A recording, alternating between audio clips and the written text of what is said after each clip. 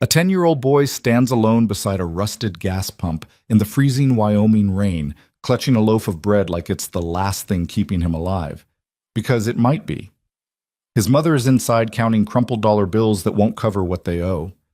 His father is dead. The system has already forgotten them. And then, from the darkness of a flooded highway, a sound rises like a warning from the edge of the world. A black Harley rolling through the storm carrying a scarred man who once rode beside the boy's father. What happens next will shatter everything this family believed about danger, loyalty, and the men they were taught to fear.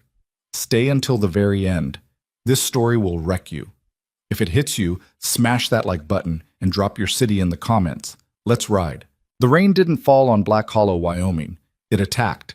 Cold November sheets hammered the cracked asphalt of Route 191 like something personal, flooding the drainage ditches that hadn't been cleared since the county cut maintenance funding 3 years ago. The only gas station for 40 miles sat at the junction where the highway bent north toward the mountains. A sagging structure called Dale's Fill and Go, though Dale himself had been dead since 2014 and nobody bothered changing the sign. The neon buzzed a sick orange against the darkness. One pump worked. The fluorescent light above the entrance flickered with the patience of something dying slowly. Eli Mercer stood beneath that light, 10 years old, holding a plastic bag with a loaf of white bread and a jar of peanut butter he wasn't sure his mother could afford. His sneakers were soaked through. His jacket, a hand-me-down from a church donation bin 2 sizes too big, hung off his thin shoulders like a collapsed tent. He didn't shiver anymore. He'd stopped shivering an hour ago, which was worse, though he didn't know that yet. Inside the gas station, through the smeared glass door, his mother Claire stood at the counter arguing quietly with a clerk who looked like he'd rather be anywhere else on the planet. She was counting bills, 1s and 5s mostly, a few quarters stacked beside her elbow. The total on the register read $23.47. She had $19.60 spread across the counter like evidence of a crime she couldn't stop committing. Eli watched her lips move. He couldn't hear what she was saying, but he knew the shape of it. He'd memorized it the way other kids memorize song lyrics. I get paid Friday. I can come back. Please. I just need the bread and the gas. Please. The clerk shook his head. Claire's shoulders dropped an inch. Just 1 inch. But Eli saw it, because he'd been measuring his mother's collapse in inches for 2 years now. Ever since his father's motorcycle went under a logging truck on a mountain road outside Cody and turned Mason Mercer into a name people whispered instead of spoke. The bread was $3.89. The gas was $19 even. She was short. Eli looked down at the peanut butter in the bag. Put it back, he thought. If she puts it back, they can cover the gas. If they cover the gas, they can drive home. If they drive home, she can sleep. If she sleeps, maybe tomorrow won't be this bad. He pushed through the door and set the peanut butter jar on the counter without a word. Claire looked at him. Her eyes were red but dry. She'd trained herself out of crying in public 18 months ago, somewhere between the 3rd collection notice and the 1st eviction warning. We don't need it, Eli said. Claire stared at the jar, then at her son, then at the clerk who was already recalculating the total with the quiet efficiency of someone who'd seen this scene 100 times and learned not to feel anything about it. That's $19.58, the clerk said. You're covered. Claire paid. She didn't say thank you. Neither did the clerk. Eli picked up the bread and walked back outside into the rain, because the fluorescent light inside made his eyes hurt, and because standing next to his mother while she swallowed that particular kind of shame felt like watching someone bleed from a wound he couldn't reach. He stood by the pump while she filled the tank of their 2004 Honda Civic, a car that burned oil, pulled left, and had a heater that worked only when it felt like it. Tonight it didn't feel like it. The rain intensified. Eli tucked the bread under his jacket to keep it dry. The bread was more important than he was. The bread was dinner and tomorrow's lunch and maybe the day after if they stretched it thin enough. That's when he heard it.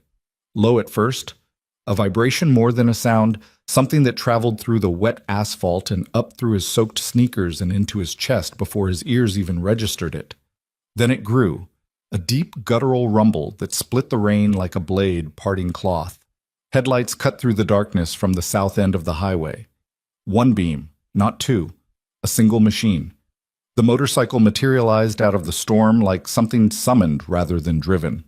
A black Harley-Davidson Road King, older model, heavy with road wear. The chrome was dulled by miles and weather. The saddlebags were scarred with scratches that looked deliberate, like someone had dragged the bike across gravel more than once. The rider wore black leather so rain-darkened it looked like oil, a half-helmet that exposed a jaw covered in gray stubble, and boots that had walked through more trouble than most people could survive. He pulled into the station and killed the engine beside the second pump, the broken one, though he didn't seem to care about fuel. The silence after the engine died was enormous. The rain filled it immediately, but something about the absence of that sound left a vacuum that made Eli's skin tighten.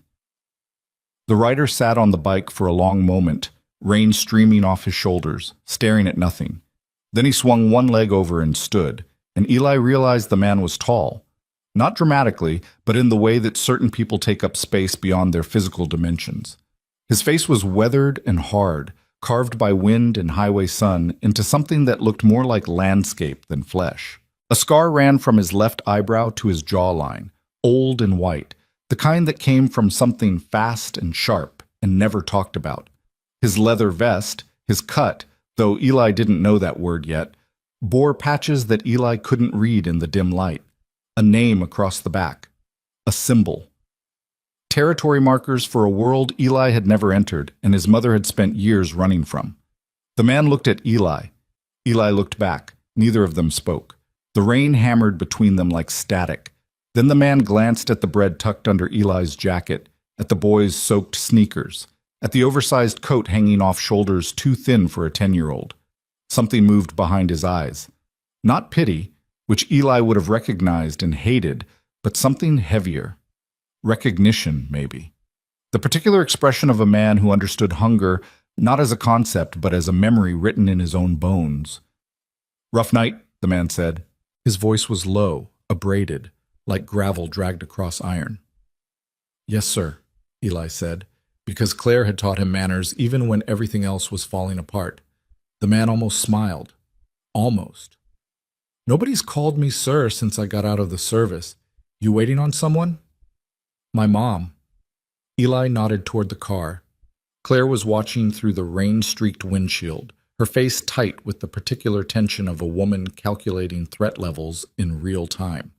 The man followed Eli's gaze, looked at the car, looked at the boy again. "What's your name, kid?" "Eli. Eli Mercer." The name landed like a bullet. The man's entire body changed. Not dramatically. He didn't stumble, didn't gasp, didn't do any of the things people do in movies when they hear something shocking. But the stillness that overtook him was absolute. His hands, which had been reaching for his jacket pocket, stopped midair. His jaw locked. His eyes, gray and sharp, and already hard, went somewhere else entirely. Somewhere years behind them, buried under road dust and engine smoke, and a grief so compressed it had turned to stone inside his chest. The rain fell. The neon buzzed. Eli watched the man's face and felt something cold that had nothing to do with the weather. He'd said something wrong. He'd broken something just by existing. "Mercer," the man repeated. Not a question. A confirmation. Like he was checking the word against something filed deep in his memory and finding it exactly where he'd left it. "Your daddy's name Mason?" Eli's throat closed. He nodded. The man exhaled. A long, controlled breath that fogged in the freezing air and dissolved into the rain. He looked away, toward the empty highway, toward the mountains invisible behind the storm. When he looked back, his eyes were wet, though that could have been the rain. With a man like this, you'd never know. "I rode with your old man," he said quietly, "for 6 years. My name's Wade. Wade Rourke." The name meant nothing to Eli, but the way Wade said your old man meant everything. Not with the careful, sanitized sympathy of counselors and caseworkers and teachers who said, "I'm sorry for your loss," like they were reading from a script, but with the rough familiarity of someone who had actually known the man, who had sat beside him, eaten with him, ridden with him through weather worse than this. "He used to sing," Wade said, and the corner of his mouth twitched, the ghost of a memory fighting through years of scar tissue. Terrible, absolutely terrible. Murdered every classic rock song ever written while he was elbow deep in a carburetor. Couldn't carry a tune if you bolted it to his handlebars. Eli felt something crack open inside his chest. Not pain. He knew pain. Had lived inside it so long it felt like furniture. This was different. This was a door opening into a room he'd forgotten existed. A room where his father wasn't a tragedy. Where Mason Mercer was a man who sang badly and fixed engines and made other men laugh. He really couldn't sing? Eli asked, and his voice came out smaller than he wanted. Kid, your father once cleared an entire diner at 2 a.m. trying to do Lynyrd Skynyrd. The cook threatened to call the cops. Not because of the bikes, because of the singing. Eli laughed. The sound surprised both of them. It rose out of the rain and the cold and the fluorescent decay of the gas station, like something that had been buried alive and just clawed its way to the surface. It was short and raw, and it ended almost immediately. But it existed. It had happened. And Wade Rourke, a man who had not cried in 7 years, who had buried friends and broken bones and ridden through darkness that would have destroyed softer men, felt his throat tighten at the sound of a dead man's son laughing for what was clearly the first time in a very long time. The car door opened. Claire Mercer stepped out into the rain with the energy of a woman who had already decided how this encounter was going to end. Her scrubs were wrinkled from a 12-hour nursing shift. Her hair was pulled back so tight it looked painful. Her eyes locked onto Wade's leather cut, onto the patches, onto the scars, onto everything she had spent the last 2 years trying to erase from her life and her son's memory. Eli, car, now! Her voice was flat and final. The voice of a woman who had learned that showing emotion in front of dangerous people was a luxury she could no longer afford. Mom, he knew Dad? Car, now! Eli looked at Wade. Wade looked at Claire. The rain stood between all of them like a wall nobody had asked for. Ma'am? Wade started. Don't. Claire's hand found Eli's shoulder and pulled him toward the Civic with a grip that was protective and desperate in equal measure. I know what that patch means. I know what that club is. And I know what it cost my husband. So whatever you're selling, whatever Brotherhood speech you've got loaded up, save it. I buried that life when I buried Mason. Wade didn't move, didn't argue, didn't raise his voice or step forward or do anything that could be interpreted as aggression. He just stood in the rain with his hands visible at his sides and let Claire Mercer pour 2 years of fury and fear onto the cracked asphalt between them. I'm not selling anything, he said when she finished. I didn't know Mason had a son. Nobody at the club did. He never said. That stopped her. Not because it was comforting, but because it confirmed something she'd always suspected, that Mason had kept his family separate from his riding life. Not out of shame, but out of protection. That the wall between those two worlds had been deliberate. That when the wall collapsed and killed him, it had fallen on her and Eli alone. Good, Claire said, but her voice fractured on the word. Then there's nothing to talk about. She put Eli in the car. She got behind the wheel. The engine coughed twice before catching, and the Civic pulled out of the station with its one working taillight bleeding red into the storm. Wade Rourke stood beside his Harley in the rain and watched them disappear. He didn't move for a long time. The neon above the gas station flickered once, twice, and went dark. The only light left was the thin glow from inside the store where the clerk had already gone back to his phone, indifferent to the small human catastrophe that had just played out beside pump number 1. Wade pulled out his phone. Rainwater smeared across the cracked screen as he scrolled through contacts until he found a name he hadn't called in months. The line rang 4 times before a voice answered. Rough, tired, the voice of a man who slept poorly and woke angry. It's 2 a.m, Wade. Mason had a kid. Silence. Then the sound of a body sitting up in bed, springs creaking under weight. Say that again. A boy, 10. Maybe 11. Name's Eli. Lives here in Black Hollow with his mother, Claire. She's working nursing shifts, barely keeping the lights on. The kid was standing in the rain outside Dale's old station, holding a loaf of bread like it was the last thing he owned. More silence. Then, how'd you find out? The kid told me his name. I didn't go looking. He was just standing there. A long exhale on the other end. Wade could hear the man thinking. could practically hear the gears turning in a mind that had spent decades calculating risk and loyalty and the invisible mathematics of obligation. Mason never told us. I know. He kept them hidden. I know that too. Claire, she the nurse? Small woman, dark hair, looks like she hasn't slept since the Clinton administration? That's her? Another pause. When the voice came back, it was quieter, careful. She doesn't want anything to do with us. No, she made that real clear. Can't blame her. I'm not blaming her. I'm telling you the situation. The kid is hungry, Garrett. The car's falling apart. She's drowning, and there's nobody throwing her a line because Mason kept everything separate. And when he died, the separation became permanent. The man on the other end, Garrett Dunn, 58 years old, president of the Iron Hollow Motorcycle Club for the last 11 years, was quiet for so long that Wade checked his phone to make sure the call hadn't dropped. We failed him, Garrett finally said. We buried Mason, and we toasted him, and we put his picture on the wall, and the whole time his family was starving 40 miles from the clubhouse. Yes, that ends now. She won't accept help, not from us. Then we don't ask permission. We figure out what needs doing, and we do it quiet. The way Mason would have done it for any of us. Wade looked at the empty highway where the Civic's taillight had vanished. The rain was letting up slightly, the clouds thinning enough to suggest that somewhere behind them, stars still existed. There's something else, Wade said. What? The boy.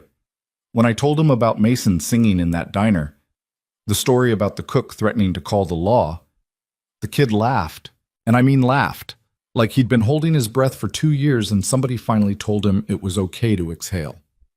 Garrett said nothing for a moment. When he spoke, his voice had the particular roughness of a man fighting something he didn't want to name. We'll be there tomorrow, all of us.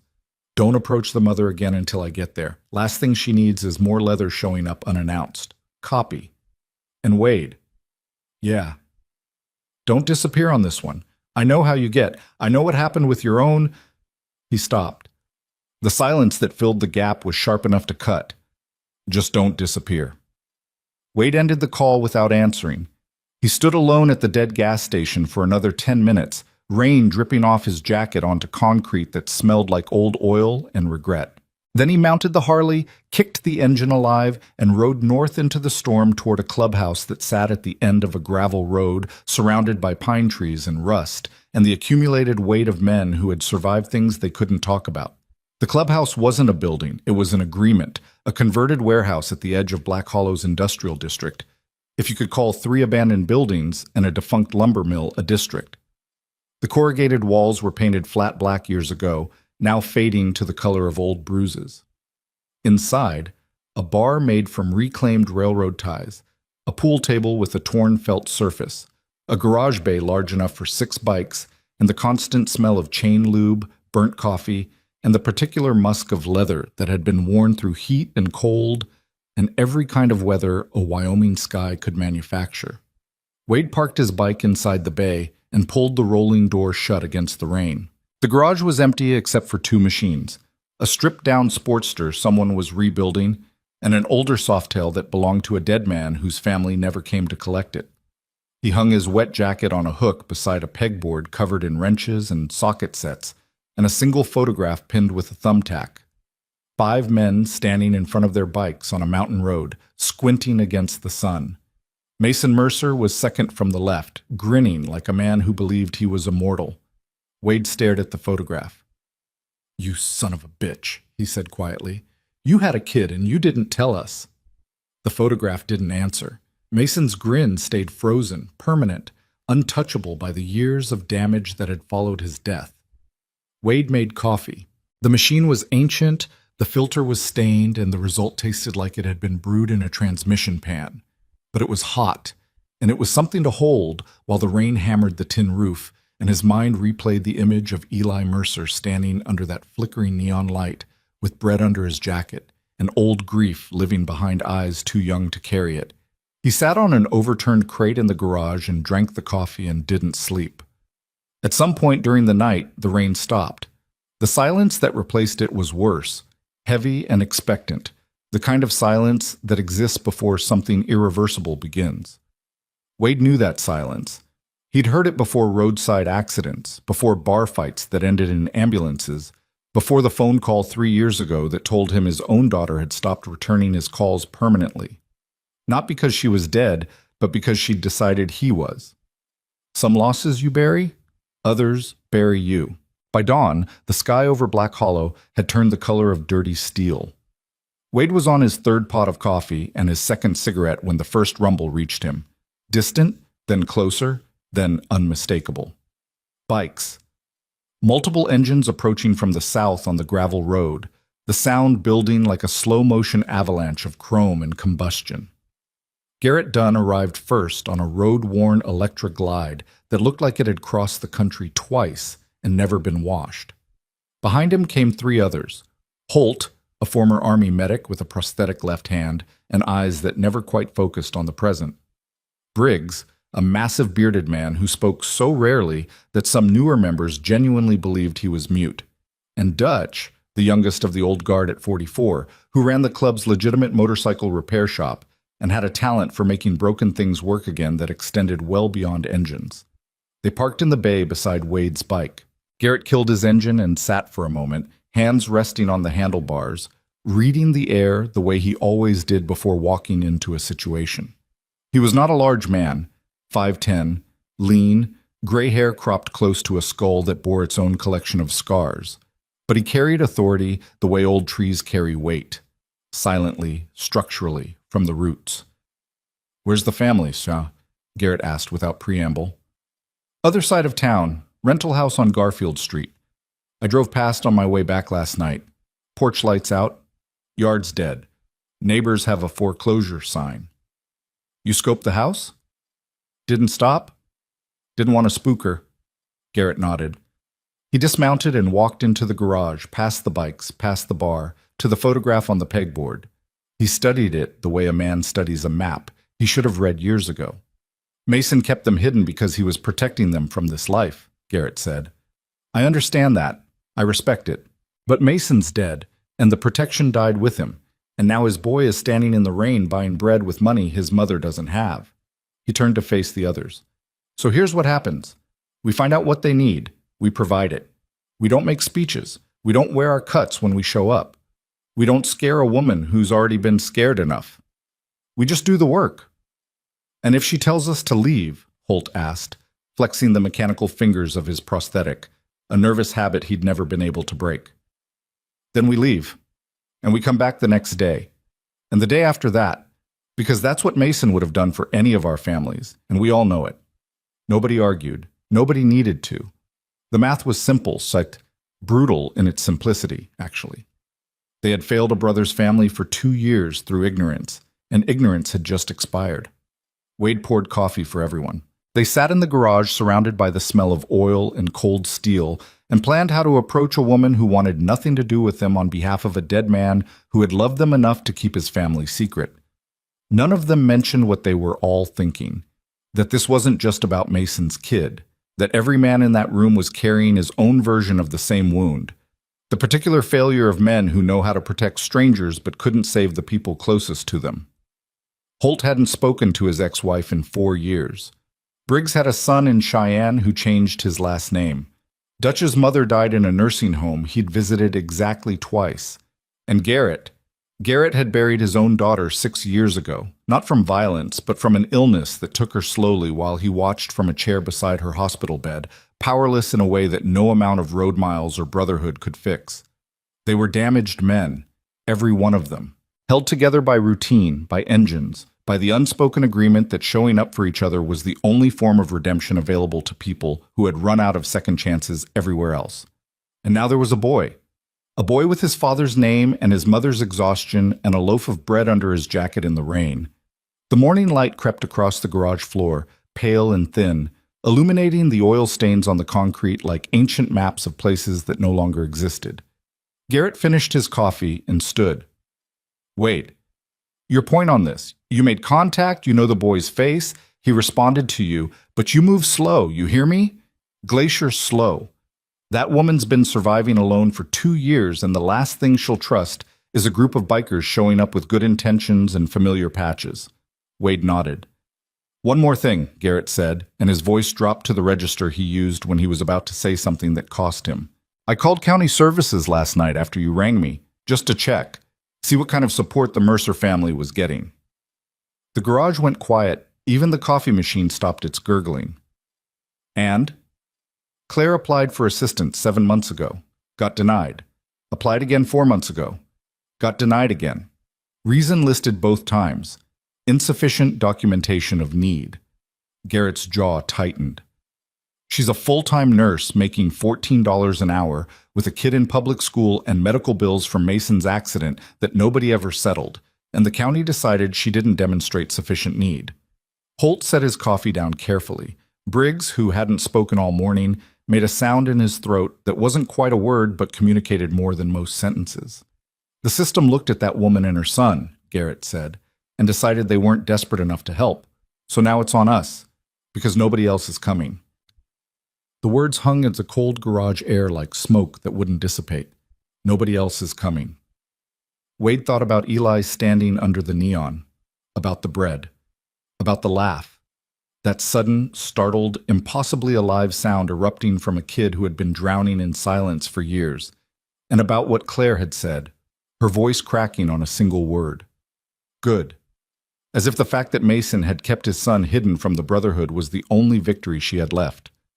The only wall still standing between her boy and the world that had killed his father. She didn't know yet that the wall was already crumbling, that her son had laughed with a stranger in a leather jacket in the rain, and that the sound had opened something that couldn't be closed again, that the boy had already begun reaching toward a world she'd spent 2 years trying to destroy. And she didn't know the thing that Wade hadn't told Garrett yet. The thing he'd noticed in the 30 seconds before Claire had pulled Eli away from the gas station. The detail that had been turning in his mind all night like a blade rotating slowly in a lock. Eli's jacket, the oversized donation bin coat hanging off his shoulders, had a bruise visible beneath the collar. Not from a fall, not from playground roughness. A fingerprint bruise, 4 distinct ovals pressed into the skin above his collarbone. The kind of mark left by an adult hand gripping hard enough to leave evidence. Someone was hurting Mason Mercer's son. And Wade Rourke, who had failed his own daughter in every way a father could fail, who had ridden away from his own wreckage and never looked back, who had spent 3 years punishing himself with silence and highway miles and the slow corrosion of unspoken guilt. Wade Rourke was not going to ride away from this. Not this time. The engines outside cooled and ticked in the morning air. Inside the garage, 4 damaged men sat in silence, drinking bad coffee, staring at a photograph of a dead friend who had kept his greatest secret hidden behind a grin that would never fade. And 40 miles south, in a rented house with a dead porch light on a street lined with foreclosure signs, Eli Mercer lay awake in a narrow bed listening to his mother cry through the thin wall between their rooms, and thought about a scarred man in the rain who had laughed while saying his father's name. It was the first time in 2 years that the thought of his father hadn't made him want to disappear. He didn't know it yet, but the thunder was coming back for him. The bruise changed everything. Wade sat in the garage for 3 hours after the others left, staring at the photograph of Mason on the pegboard and replaying those 30 seconds at the gas station in forensic detail. The way Eli had shifted when the wind pushed his collar sideways. The 4 oval marks pressed into the skin above his collarbone. Not random, not accidental, not the kind of mark a kid gets falling off a bicycle or roughhousing at recess. Deliberate, measured. The geometry of an adult hand closing around a child's shoulder with intent. He hadn't told Garrett. Not yet. Because telling Garrett meant activating something that couldn't be deactivated, and Wade needed to be sure before he lit that fuse. Garrett Dunn operated on a simple moral architecture. You protect those who can't protect themselves, and if someone is hurting a child, you remove the threat. The method of removal was where things got complicated, and where the line between protector and predator blurred into something the law wouldn't forgive. Wade poured cold coffee down the garage sink and watched it swirl through rust stains. His hands were steady. They were always steady. That was the problem. Steady hands, broken everything else. He pulled on a clean jacket. No patches, no cut. Just a plain brown canvas coat that made him look like any other weathered ranch hand in Wyoming. and rode into town on a truck he borrowed from Dutch's shop instead of the Harley. The bike would announce him. The truck would make him invisible. And right now, invisible was exactly what Mason Mercer's son needed him to be. Black Hollow in daylight looked worse than Black Hollow in the rain. The town had been dying for 15 years, slowly bled out by mine closures and highway reroutes, and the steady migration of anyone under 30 toward cities that still had functioning economies. Main Street was a museum of failure, a hardware store with a closing sale sign so sun-faded it had become permanent, a diner called Rosie's that served coffee strong enough to strip paint, a laundromat with 2 working machines out of 6, and a county services office that kept bankers' hours and closed for lunch. Wade parked across the street from Garfield and watched. The Mercer house was the third from the end of a block that looked like it had given up. Small, single-story, white paint peeling off clapboard siding in long strips that curled like dead skin. The porch sagged on the left side where a support post had rotted through. A window on the east wall was patched with cardboard and duct tape. The yard was dirt and dead grass and a single plastic chair lying on its side from last night's wind. Claire's Civic was gone. Shift at the hospital, Wade figured, which meant Eli was either at school or alone in that house. He waited, watched the street. At 7:40, a yellow school bus rattled past and stopped 2 blocks north. Eli appeared from the house wearing the same oversized jacket, backpack hanging off one shoulder, walking with the particular hunch of a kid who'd learned to make himself small. He climbed onto the bus without looking at anyone. The bus pulled away, trailing blue exhaust. Wade noted the time, noted the school's direction, noted that nobody walked Eli to the bus, noted that the boy had emerged from the house alone, which meant Claire was already at work, which meant Eli had gotten himself up, dressed himself, fed himself whatever was available, bread and nothing probably, and walked himself to the bus stop in the cold. At 10 years old. He was about to pull away when movement caught his eye. A truck. Newer than anything else on the street, a silver Dodge Ram with aftermarket wheels and a dealer plate frame from Cody pulled into the Mercer driveway. A man got out, tall, broad, wearing a canvas work jacket and jeans that looked too clean for someone who actually worked. Mid-40s, maybe. Short hair, thick neck, the posture of someone who expected the world to move around him rather than the other way. The man walked to the front door. Didn't knock. Used a key. Wade's jaw tightened. He watched the man enter the house and close the door behind him. Through the cardboard-patched window, a light came on, then off, then on again in a different room. The man was inside for 11 minutes. Wade counted. When he came back out, he was carrying a small cardboard box and what looked like a stack of mail. He tossed both into the bed of his truck, stood in the driveway for a moment looking at the house with an expression Wade couldn't read from this distance, then drove away heading north. Wade memorized the plate number, wrote it on the back of a gas receipt with a pencil stub he found in the truck's console. Then he sat for another 20 minutes, waiting for his pulse to slow, waiting for the heat behind his eyes to cool into something he could control. Someone had a key to Claire Mercer's house. Someone who drove a truck that cost more than Claire made in a year. Someone who let himself in while she was at work, and her son was at school and helped himself to whatever he wanted. This wasn't finished. This was barely started. By noon, Wade was back at the clubhouse. Garrett was in the office, a glorified closet off the main room with a metal desk, a filing cabinet, and a window that looked out onto the gravel lot where the bikes were parked. He was on the phone when Wade walked in, but he read Wade's face and ended the call mid-sentence. What happened? Wade sat down in the folding chair across from the desk, placed the gas receipt with the plate number on the metal surface between them. Someone has a key to Claire's house. Silver Dodge Ram, newer model, man in his 40s. Let himself in after the kid left for school and Claire left for work. Stayed 11 minutes. Came out with a box and her mail. Garrett picked up the receipt, studied the plate number. Could be a landlord. Landlords don't take the mail. Could be a boyfriend. Boyfriend's knock. Garrett set the receipt down. His fingers rested on the desk, and Wade noticed what he always noticed, the slight tremor in Garrett's left hand that had started 2 years ago, and that Garrett never acknowledged and nobody ever mentioned. Early Parkinson's, maybe. Or just the accumulated vibration of 40 years on handlebars finally expressing itself in stillness. You're thinking about the bruise, Garrett said. Wade looked at him. You saw it? I didn't need to see it. I saw your face when you came in last night. I've known you for 23 years. You don't get that look over a hungry kid. You get that look when someone's being hurt. The silence between them was thick and combustible.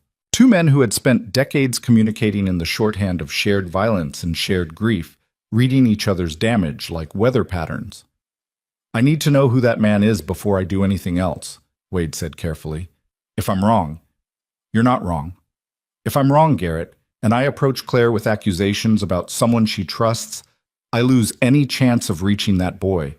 She already thinks we're dangerous. She already thinks the club killed her husband. If I show up talking about bruises and strange men with keys, she'll file a restraining order and move to another state, and we'll never see Eli again. Garrett leaned back. The chair creaked under him. Outside, a gust of wind rattled the corrugated wall, and somewhere in the garage bay a tool fell off a shelf and clattered on concrete. Neither man flinched. Run the plate, Garrett said. Dutch has a contact at the DMV office in Thermopolis. Discreet. Off the books. Get me a name by tonight. And then? And then we figure out who's walking into that house like he owns it. And if he's the one leaving marks on Mason's son. Garrett stopped. His hand closed into a fist on the desk, the tremor disappearing into the pressure of clenched fingers. Then we have a different conversation. Wade stood, paused at the door. There's something else I need to tell you, about why Mason kept them hidden. Garrett looked up. I've been thinking about it all night. Mason didn't keep his family secret because he was ashamed of the club. He kept them secret because he was afraid of something specific, someone specific. You don't hide a wife and son from your brothers unless you think your brothers aren't the only ones watching. The words landed in the room like stones dropped into still water. Garrett's expression didn't change, but something behind his eyes shifted. A recalibration, a reassessment of a dead man's choices that reframed everything they'd believed for 2 years. You think Mason was running from somebody? I think Mason was protecting them from somebody, and I think that somebody might still be around. Garrett exhaled slowly. Get me the name on that plate. Then we talk to Holt. He's the only one who was with Mason the night before the accident. If Mason said anything at all, Holt would remember. Wade nodded and left. The name came back at 6:47 that evening. Dutch called from the shop, voice low, the sound of an air compressor hissing in the background. Plates registered to a Keith Raylan, address in Cody. Works as a site foreman for a construction outfit called Bridger Basin Development. Clean record. No arrests, no warrants, nothing on file. Wade wrote the name on a fresh piece of paper. Keith Raylan. The letters felt wrong in his hand, the way a name feels wrong when you suspect it belongs to someone who hurts children, but you can't prove it yet. One more thing, Dutch added. I asked around quiet. Raylan's got a connection to the Mercer family. He was Mason's cousin. Second cousin, technically, on the mother's side. Wade closed his eyes. Family. Of course it was family. The most dangerous people in a child's life were never strangers. They were the ones who had keys and excuses and blood ties that made everyone look the other way. He brought the information to Garrett that night. The four of them, Wade, Garrett, Holt, and Dutch, sat in the garage around the workbench under the hanging shop lights, coffee going cold, cigarette smoke curling toward the corrugated ceiling. Briggs was on a long-haul ride delivering a rebuilt engine to a buyer in Montana and wouldn't be back until Thursday. Keith Raylan, Garrett said, tasting the name like something bitter. Mason's cousin. And nobody knew about him? Mason never mentioned family, Holt said. He was sitting on the edge of the workbench, his prosthetic hand resting on his knee, the mechanical fingers slightly open as if waiting to catch something. Not once. In 6 years of riding together, he never talked about parents, siblings, cousins, nothing. I asked him once, early on, before I knew better, and he changed the subject so fast I thought I'd imagined asking. Because he was hiding from this guy? Dutch asked. Or hiding Claire and Eli from him? Wade leaned forward. Here's what I know. Mason dies 2 years ago. Claire's alone with a 10-year-old, drowning in bills, no support from the county, no family that anyone knows about. And at some point, Keith Raylan shows up. Maybe he came to the funeral. Maybe he came after. But now he has a key to the house. He lets himself in when nobody's home, and the kid has bruises that didn't come from falling down. We don't know the bruises are from Raylan, Garrett said, though his voice carried no conviction. He was testing the statement, holding it up to see if it held weight. It didn't. We don't know they're not. What do we know about Claire's relationship with him? Holt asked. Is she with him? Is this a situation where she's in it voluntarily? Wade shook his head. I don't know, but I know what coercion looks like when it's wearing a family face. Man shows up after your husband dies, offers help, offers to fix things, makes himself useful, makes himself necessary. And then one day he has a key and he's going through your mail, and your kid has marks on his neck, and you can't say anything because he's the only person between you and the street. The garage was quiet except for the wind outside and the faint ticking of the space heater in the corner that never produced enough warmth to matter. I need to talk to Claire, Wade said. She told you to stay away. She told me to stay away from her son. She didn't say I couldn't show up at the hospital where she works and have a conversation between two adults about a man who lets himself into her house while she's gone. Garrett studied him. You walk into that hospital wearing leather and smelling like motor oil. She'll call security before you get to the nurse's station. Then I won't wear leather, and I'll shower first. You know what I'm really asking? Wade met his eyes. You're asking if I can do this without losing control. If I can stand in front of a woman whose husband I rode with and talk about the man who might be hurting her kid without putting my fist through a wall. Can you? Wade thought about his daughter, about the phone calls she stopped returning, about the voicemails he left that went from angry to pleading to silent over the course of a year until he stopped calling altogether because the sound of her voicemail greeting, cheerful, recorded in a life that no longer included him, was worse than any physical pain he'd ever endured. I don't know, he said, but I'm going anyway. He went the next morning. Black Hollow Regional Medical Center was a 2-story brick building that served a 3-county area with equipment that was a decade out of date and a staff that was perpetually short-handed.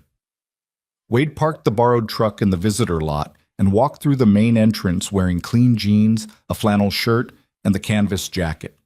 No patches, no leather. His hands were scrubbed clean of grease for the first time in weeks. He looked almost civilized, though the scar on his face and the way he moved through space, alert, balanced, scanning exits, marked him as something other than a concerned neighbor making a social call.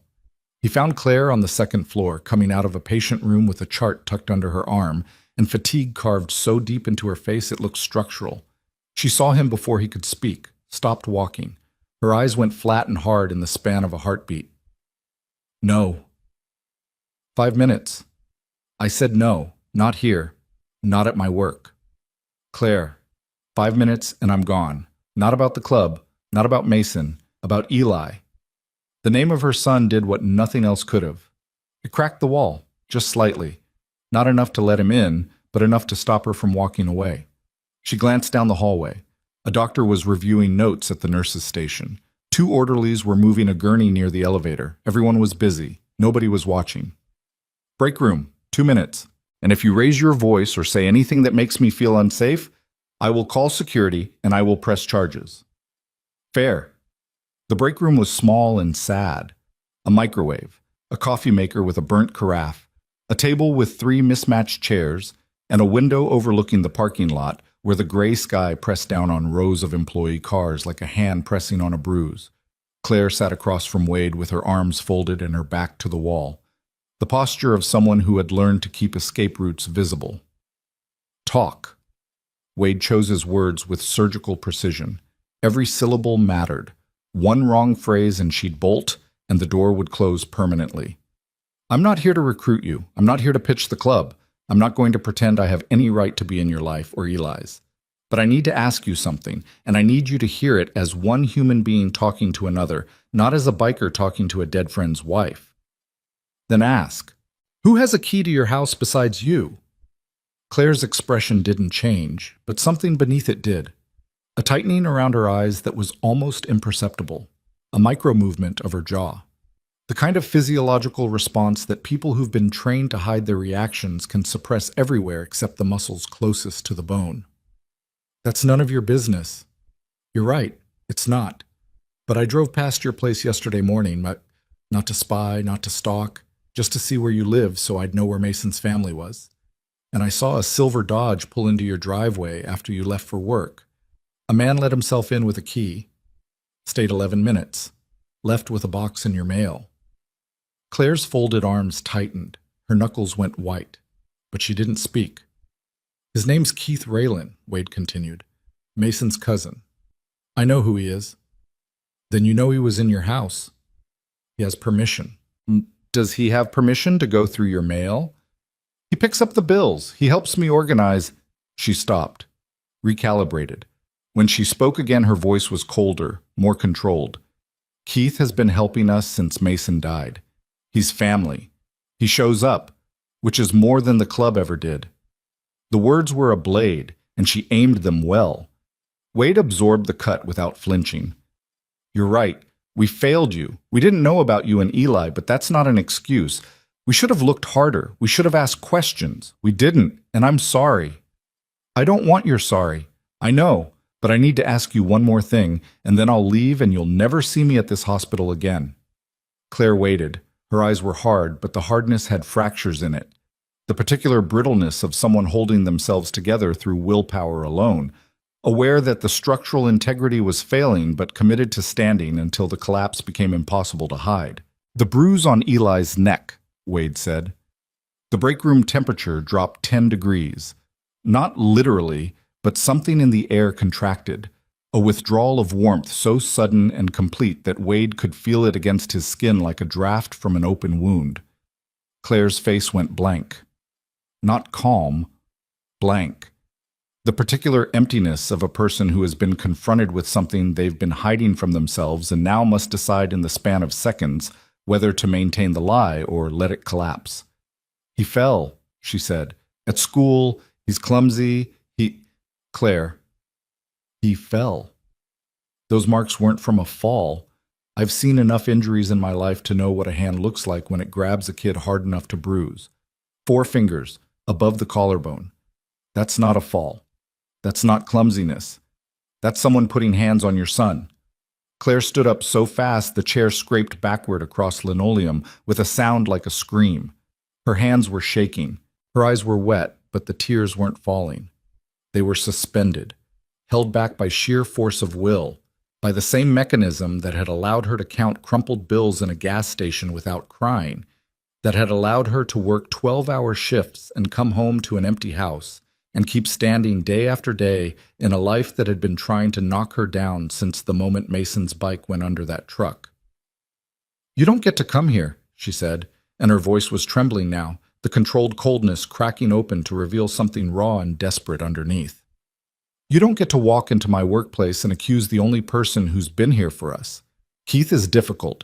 He's controlling. He's not the man I would have chosen. But he pays half the rent, and he keeps the lights on. And when Eli needed school supplies in September, Keith was the one who showed up. Not the county, not the school, not Mason's so-called brothers. Keith. Wade didn't stand. He kept his body low, his hands visible on the table, everything about his posture deliberate in its non-threatening geometry. I understand, he said. I understand the math. I understand what it costs to survive and who you have to accept help from when nobody else is offering. But I'm offering now. The club is offering.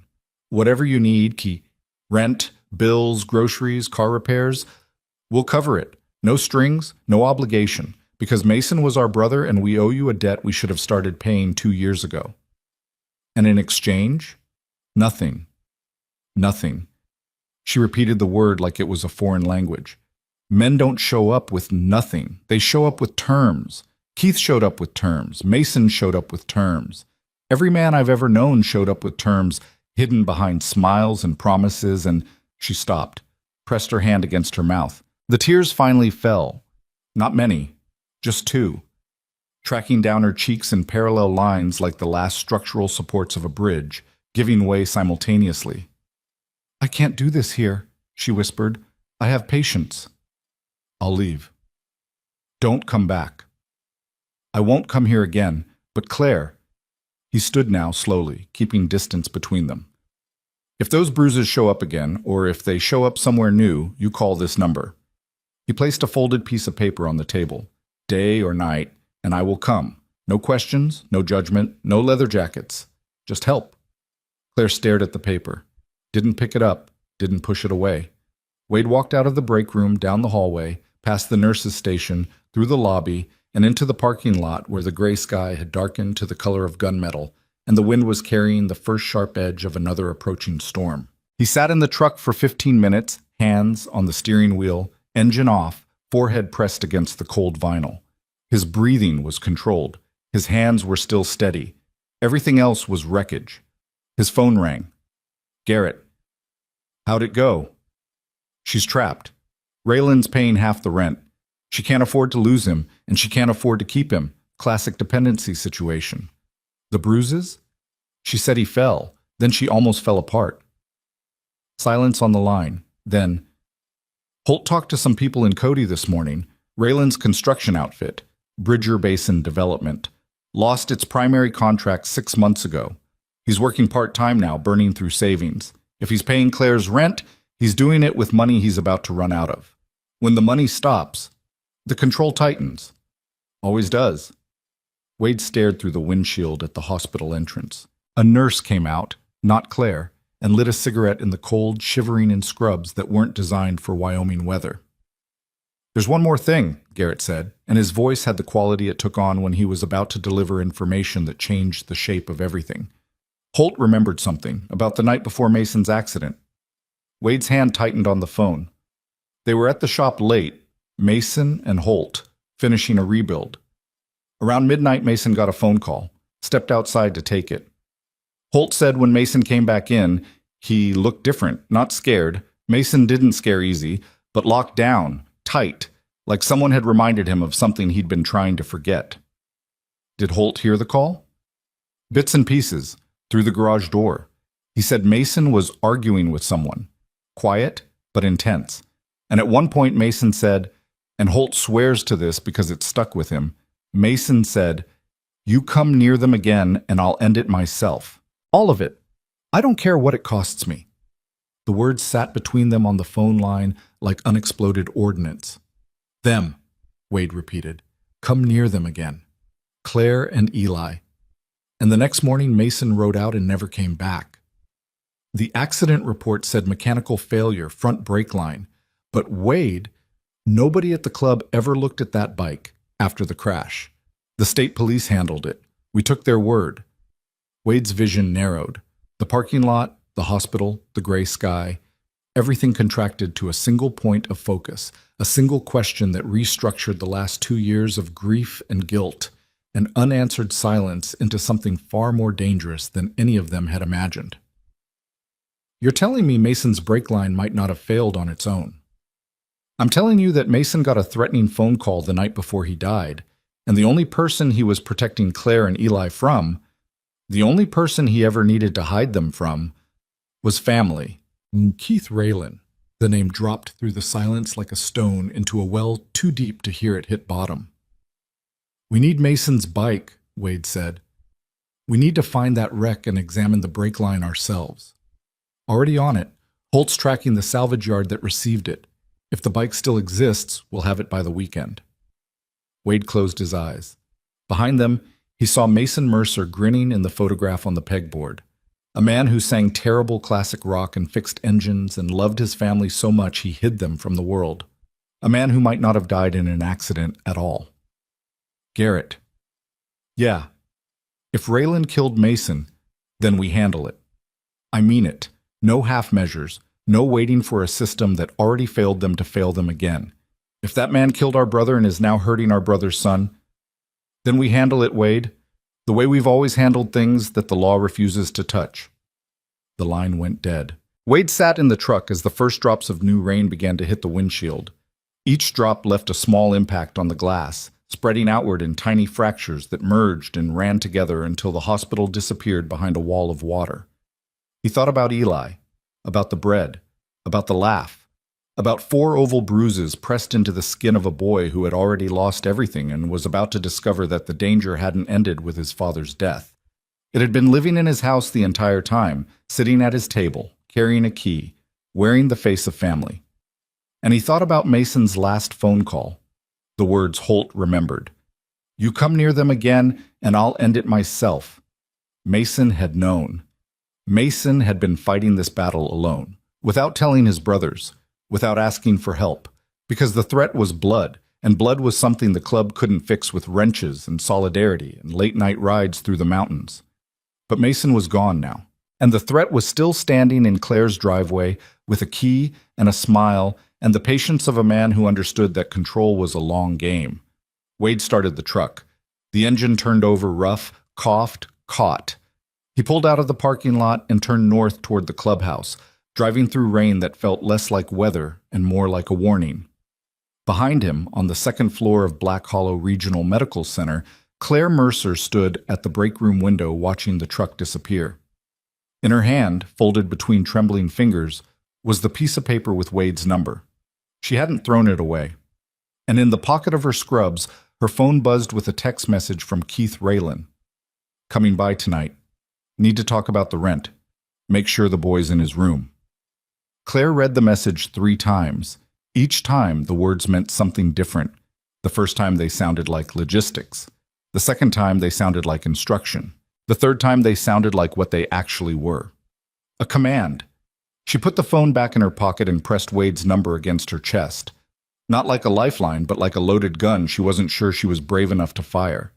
Tonight, Keith Raylan would walk through her front door with his key and his authority and his particular way of making the walls of her home feel like they were closing in.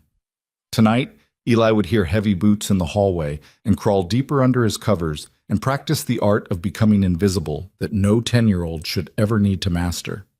And 40 miles north, in a garage that smelled like oil and cold steel and the accumulated grief of men who had failed everyone they loved, Wade Rourke would sit beneath a photograph of a dead friend and wait for a phone call that might not come, because the woman holding the number was still more afraid of hope than she was of the man with the key.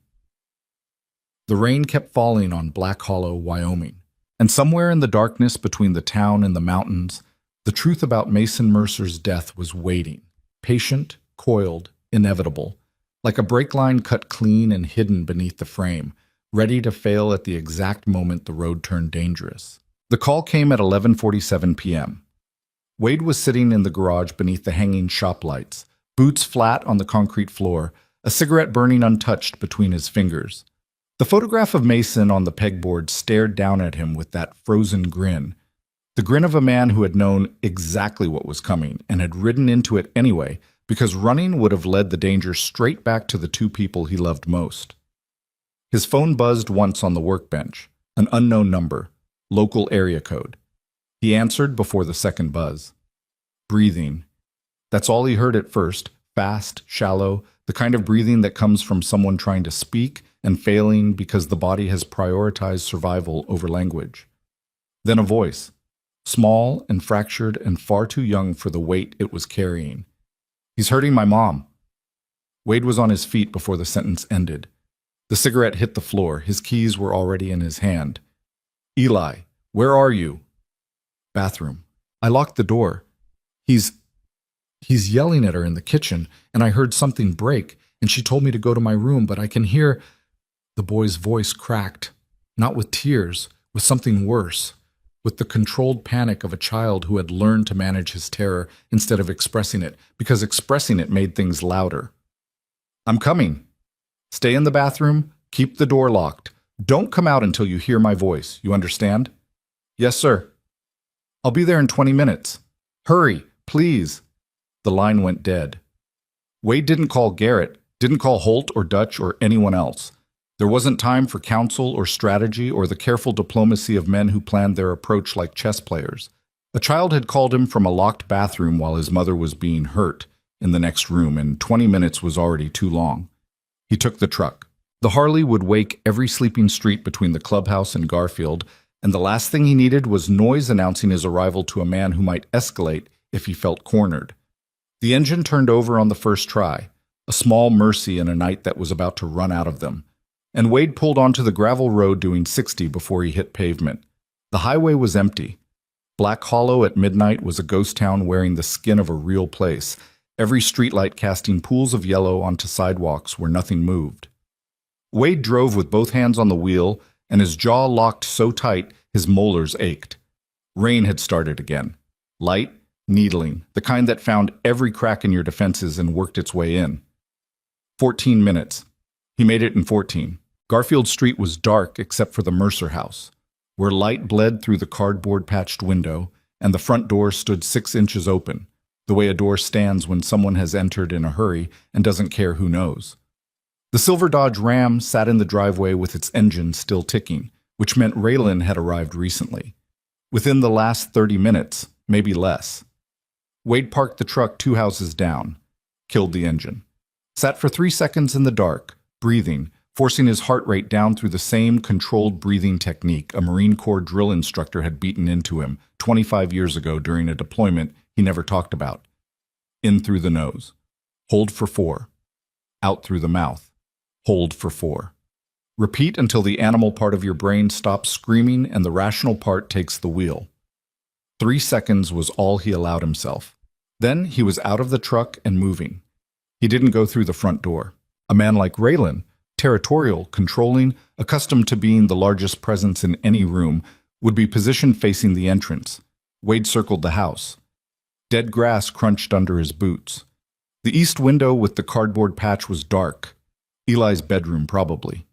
He moved past it to the back of the house, where a screen door hung on one hinge and a small concrete step led to a kitchen entrance. Through the window beside the back door, he could see the kitchen. Claire was standing against the counter with her arms wrapped around herself, not in a posture of defiance, but in the particular geometry of a woman making herself as small as possible while absorbing something she'd absorbed before.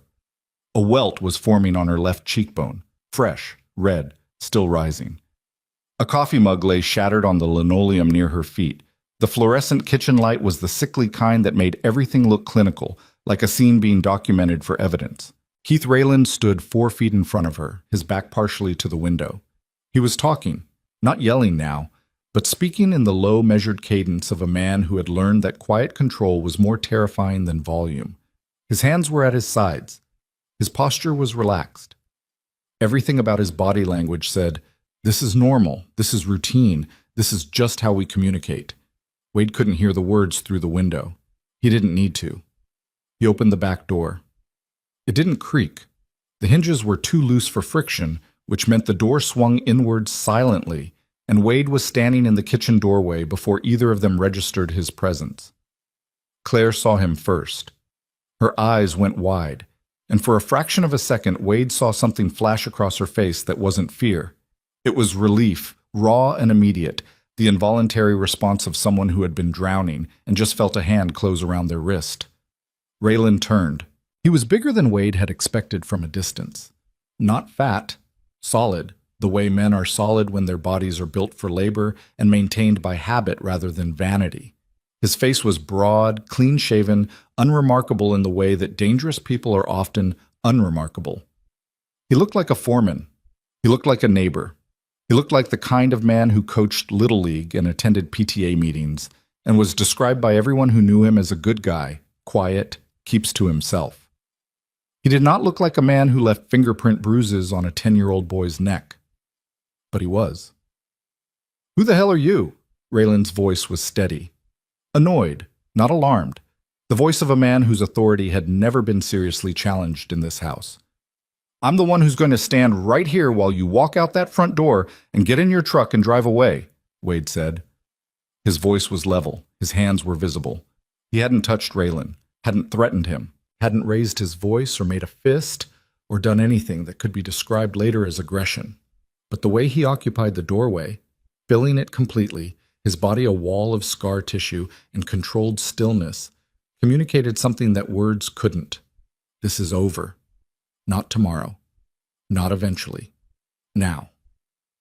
Raylan didn't move. His eyes measured Wade the way a carpenter measures a board, calculating dimensions, looking for weak points, deciding whether to cut or discard. He glanced at Claire. "You called somebody." Not a question. Claire shook her head. My mom didn't call anyone."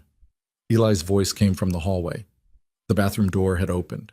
The boy stood at the edge of the kitchen in pajama pants and a t-shirt, barefoot on cold linoleum, his phone clutched in one hand and his father's stubbornness locked into every muscle of his 10-year-old body. I did. Something shifted in Raylan's face. The composure cracked, not dramatically, but enough for Wade to see what was underneath. Not guilt, not shame. Rage. The particular rage of a man who controlled his environment through fear and had just discovered that the smallest, most vulnerable member of that environment had reached beyond the walls and pulled in outside help. "Eli, go to your room," Raylan said. "No." The boy didn't move. "I said go to your room." "And I said no." Eli's voice was shaking, but his feet were planted. He was terrified. Wade could see it in the tremor of his hands, in the way his shoulders were pulled up toward his ears, in the rapid pulse visible at his throat. But he was standing. Mason Mercer's son was standing in a kitchen facing down a man twice his size because his mother was bleeding and nobody else was going to stop it. Wade stepped fully into the kitchen. Not toward Raylan, toward Eli. He positioned himself between the boy and the man with the casual precision of someone who had spent a lifetime putting his body between vulnerable people and the things that wanted to hurt them. "Eli called me," Wade said, looking directly at Raylan. "He called me because he was scared. Now I'm here, and you're leaving. I don't know who you are, but this is a family matter, and you're trespassing in my—" "Your what?" Wade's voice dropped half an octave. "Your house? Your kitchen? Your family?" He let each question land separately, each one a controlled demolition charge placed at the foundation of Raylan's authority. "Because from where I'm standing, this is Claire's house. These are Claire's dishes on that floor. That's Claire's face with a mark on it. And that," he nodded toward Eli without taking his eyes off Raylan, "is Claire's son, not yours." The kitchen felt like a sealed room filling with gas. One spark and everything would ignite. Raylan's jaw worked. His hands opened and closed at his sides. Not fists, not yet, but the rehearsal of fists. The precursor movement. Wade recognized it the way a man recognizes weather patterns he's survived before. "Claire." Raylan's voice was controlled again, the rage pushed back behind the mask. "Tell this man to leave." Claire didn't speak. She stood against the counter with the welt rising on her cheek and her arms still wrapped around herself and looked at Wade Rourke, a scarred stranger in a canvas jacket who had walked into her kitchen uninvited, and made a decision that would dismantle the last 2 years of her survival architecture in a single sentence. "Keith, give me the key." Raylan turned to her slowly. "What?" "The key, to my house. Give it to me and leave." "Claire, you don't understand what you're doing. Without me, you can't—" "I know exactly what I can't do without you. I can't pay rent. I can't keep the lights on. I can't afford Eli's school supplies or the car insurance or the medical bills that are still coming 2 years after Mason died."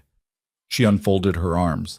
Her hands were shaking, but her voice was hardening, calcifying in real time, turning from something breakable into something that could cut. "But I also can't keep pretending that the price of your help isn't destroying my son. So give me the key and get out of my house." Raylan stared at her. The mask slipped further. What emerged wasn't the controlled foreman or the helpful cousin or the quietly menacing presence that filled rooms with unspoken threat. What emerged was something smaller, meaner, the distilled essence of a man who needed to be needed and couldn't survive the rejection. "You'll be on the street in 30 days, he said. "You and the boy. You'll be in a shelter, or worse. Maybe. You can't do this alone, Claire." "She's not alone." Wade hadn't moved, hadn't raised his voice.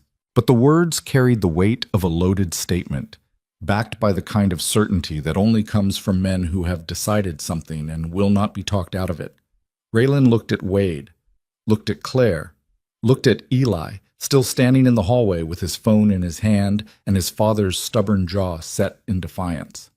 The calculus played out visibly on his face, 3 against 1, a witness with a phone, a woman who had finally found the word no and was holding it like a weapon. He reached into his pocket, pulled out a single key on a plain ring, set it on the kitchen counter with a click that sounded louder than it should have. "You'll regret this," he said to Claire. Not loudly, almost gently, the way a man says something when he wants you to understand that the threat isn't rage, It's patience. That he'll wait. That he has time. He walked past Wade without making contact, though he slowed enough to let Wade feel the mass of him, the solidity, the physical reality of a man who wasn't going away just because he'd been asked to leave a kitchen. He walked through the living room, through the front door, and out into the rain. The silver Dodge started. The headlights swept across the front of the house like searchlights.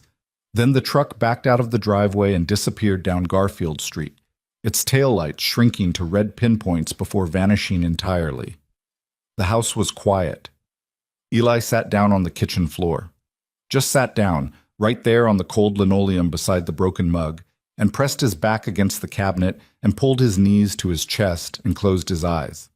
The adrenaline was leaving his body, and what replaced it was a fatigue so total it looked like gravity had doubled. Claire knelt beside him. She pulled her son against her chest and held him, and for the first time in front of a stranger, she let the sound come. Not crying exactly, but the deep, shuddering exhalation of a woman releasing a breath she'd been holding for months, maybe years. Wade stood by the back door and didn't speak, didn't move closer, didn't intrude on the private geometry of a mother holding her son on a kitchen floor at midnight. He just stood there, hands at his sides, watching the doorway, listening to the rain, doing the one thing he knew how to do, keeping watch. After a long time, 3 minutes, 5, he didn't count, Claire looked up at him. Her eyes were red. The welt on her cheek had darkened to the color of a storm cloud, but her gaze was steady. "He'll come back," she said. "Not tonight, but he will." "I know. He won't just walk away. That's not who he is. He owns things, people, situations. He'll find a way to make this hurt." "I know that too." "Then what happens next?" Wade looked at the key sitting on the counter, looked at the broken mug on the floor, looked at Eli, whose eyes were closed and whose breathing had slowed to the edge of sleep, his small body curled against his mother like a ship taking shelter in the only harbor left standing. "Next, you pack a bag for you and the boy. Enough for a few days. You're not staying here tonight." "Where would we go?" "The clubhouse. It's 40 miles north. It's heated, it's got beds, and there's always someone there." Claire almost said no. Wade could see the refusal forming, the instinctive recoil from the very thing she'd spent 2 years running from. But then she looked down at Eli, at the bruises she'd been explaining away for months, at the shattered mug and the welt on her own face, and the refusal collapsed under the weight of a truth she could no longer ignore. The thing she'd been protecting her son from wasn't the Brotherhood. It had never been the Brotherhood. 20 minutes, she said. She carried Eli to his room. Wade heard her moving through the house, drawers opening, a zipper, quiet footsteps. He stayed in the kitchen and called Garrett. 3 rings. "It's midnight, Wade. Raylan was at the house. He hit her. The boy called me. I got there. Raylan's gone, but he'll be back." No pause this time, no careful deliberation. Garrett's voice came back immediate and sharp, the command voice of a man who had led other men through situations worse than this, and knew that speed was the only thing standing between a fragile woman and a dangerous man's wounded pride. "Bring them to the clubhouse. Wake Holt. Tell him to set up the back rooms. I'll be there in an hour." "There's more." "More. The boy called me, Garrett. Not 911. Not a neighbor. Not anyone in the system that was supposed to protect them. He called me. A man he met once at a gas station in the rain. Because in 10 years of living in this town, nobody in his life, not teachers, not caseworkers, not police, not family, nobody made that kid feel safe enough to call. Until us. Silence on the line, the particular silence of a man absorbing a weight he'd carry from this moment forward. "Bring them home," Garrett said. Home. Wade noticed the word. Garrett hadn't said the clubhouse or headquarters or the shop. He'd said home, and he'd meant it. Claire emerged 15 minutes later with a duffel bag over one shoulder and Eli half asleep against her hip, wrapped in a blanket, his face buried in her neck. She locked the front door with the deadbolt, the only lock Raylan didn't have a key to, and followed Wade to the truck without looking back at the house. The drive north was 40 minutes of silence and rain. Eli slept in the back seat, curled under the blanket, his breathing slow and even. Claire sat in the passenger seat, staring through the windshield at the dark highway, her reflection ghosting in the glass. A woman watching herself leave everything behind. He killed Mason, she said. Wade's hands tightened on the wheel. He didn't look at her. He kept driving, kept his eyes on the road, kept his voice level. What do you know? Nothing I can prove. Everything I can feel. Claire's voice was flat, affectless, the tone of someone reciting facts they'd cataloged long ago and stored in a room they never entered. Mason and Keith grew up together. Keith always wanted what Mason had. The bikes, the brotherhood, the freedom. But he couldn't earn it. He was never the kind of man other men followed, so he resented it. And when Mason met me, she stopped, swallowed. Keith was interested in me first, before Mason. He asked me out twice. I said no both times. Then Mason came along and we fell in love, and Keith smiled at the wedding and toasted us and never forgave either of us for it. And after Mason died, Keith showed up 3 weeks after the funeral, helped with the bills, fixed the porch step, brought groceries, everything a good man does. But the way he did it, like he was reclaiming something that had been taken from him. Like Mason had stolen his life, and now that Mason was gone, the life was reverting back to its rightful owner. The highway unreeled through the rain, black and glistening, the truck's headlights carving a tunnel through darkness that seemed to press in from every side. 3 months in, he started controlling the money. 6 months in, he had the key. By the time the bruises started, her voice caught. By the time I realized what was happening, I was already trapped. He was paying the rent. He had copies of my bills, my bank statements, everything. And he kept saying the same thing over and over in that quiet voice. Who else is going to help you, Claire? Who else is coming? The words echoed in the cab of the truck, overlapping with Garrett's voice from days ago. Nobody else is coming. The same diagnosis from opposite ends of the moral spectrum. One man using isolation as a weapon. Another recognizing it as a wound. I don't have proof that Keith tampered with Mason's bike, Claire continued, but I know this. The night before the accident, Mason called me at 2 a.m. He was at the shop. He said Keith had shown up uninvited. They'd argued. Mason wouldn't tell me what about, but he said something he'd never said before. She turned to look at Wade, and in the dim glow of the dashboard, her eyes held the particular clarity of a woman who had stopped protecting herself from the truth. He said, "If anything happens to me, don't let Keith near Eli. Promise me, whatever you have to do." Wade drove. The rain hammered the roof. "And I broke that promise," Claire whispered, "because I was drowning, and he was the only one who showed up." "You didn't break it. You survived. There's a difference." "Is there?" Wade didn't answer, because the honest answer was complicated and the comforting answer was a lie. And Claire Mercer had endured enough lies dressed as comfort to last several lifetimes. They drove the remaining miles in silence.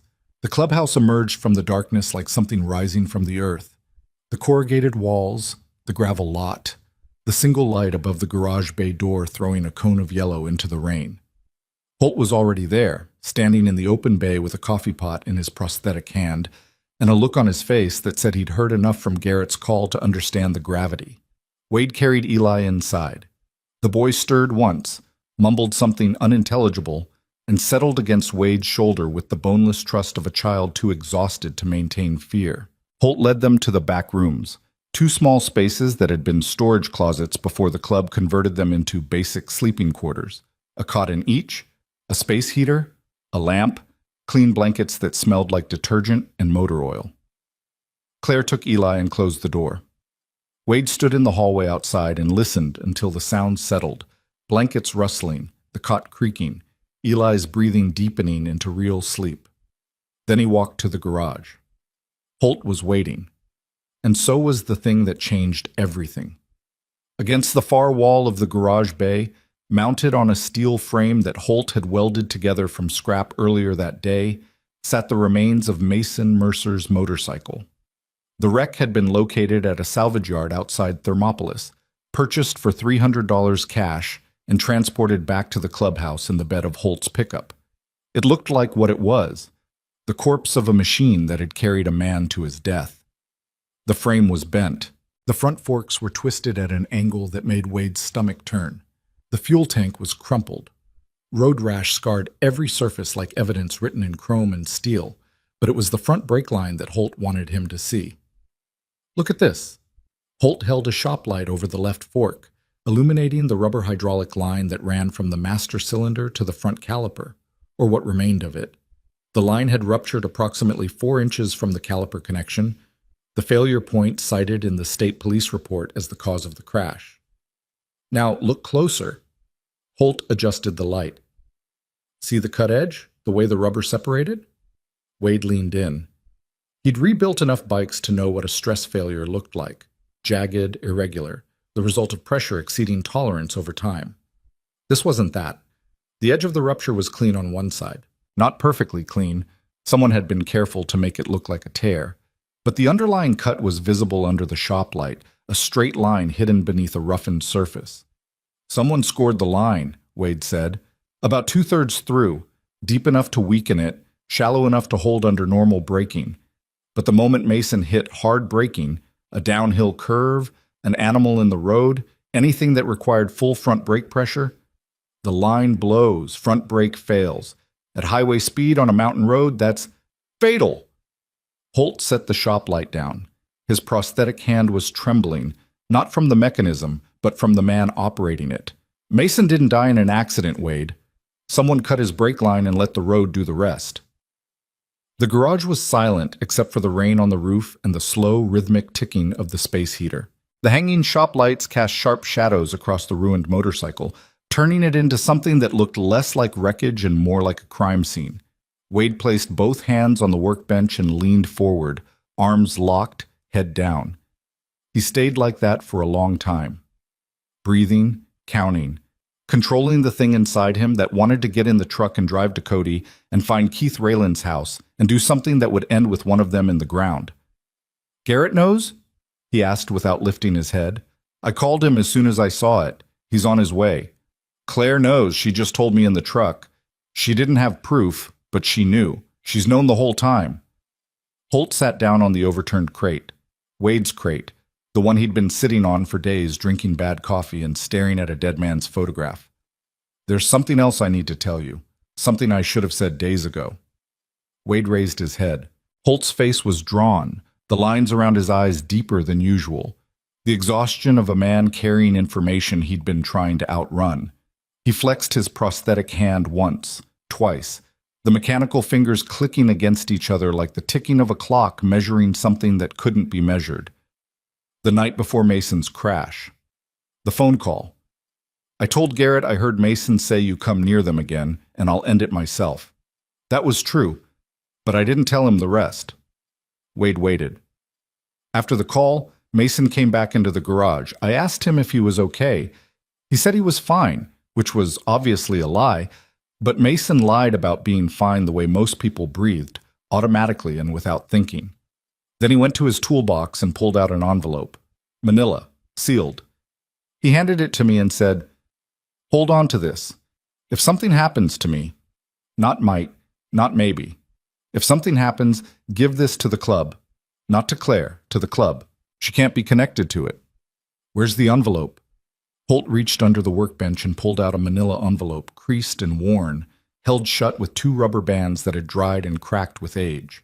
He placed it on the bench between them. "I've been holding it for 2 years, Holt said. "I didn't open it. Mason said to give it to the club if something happened, and something happened, and I should have opened it immediately, and I didn't, because I was afraid of what was inside.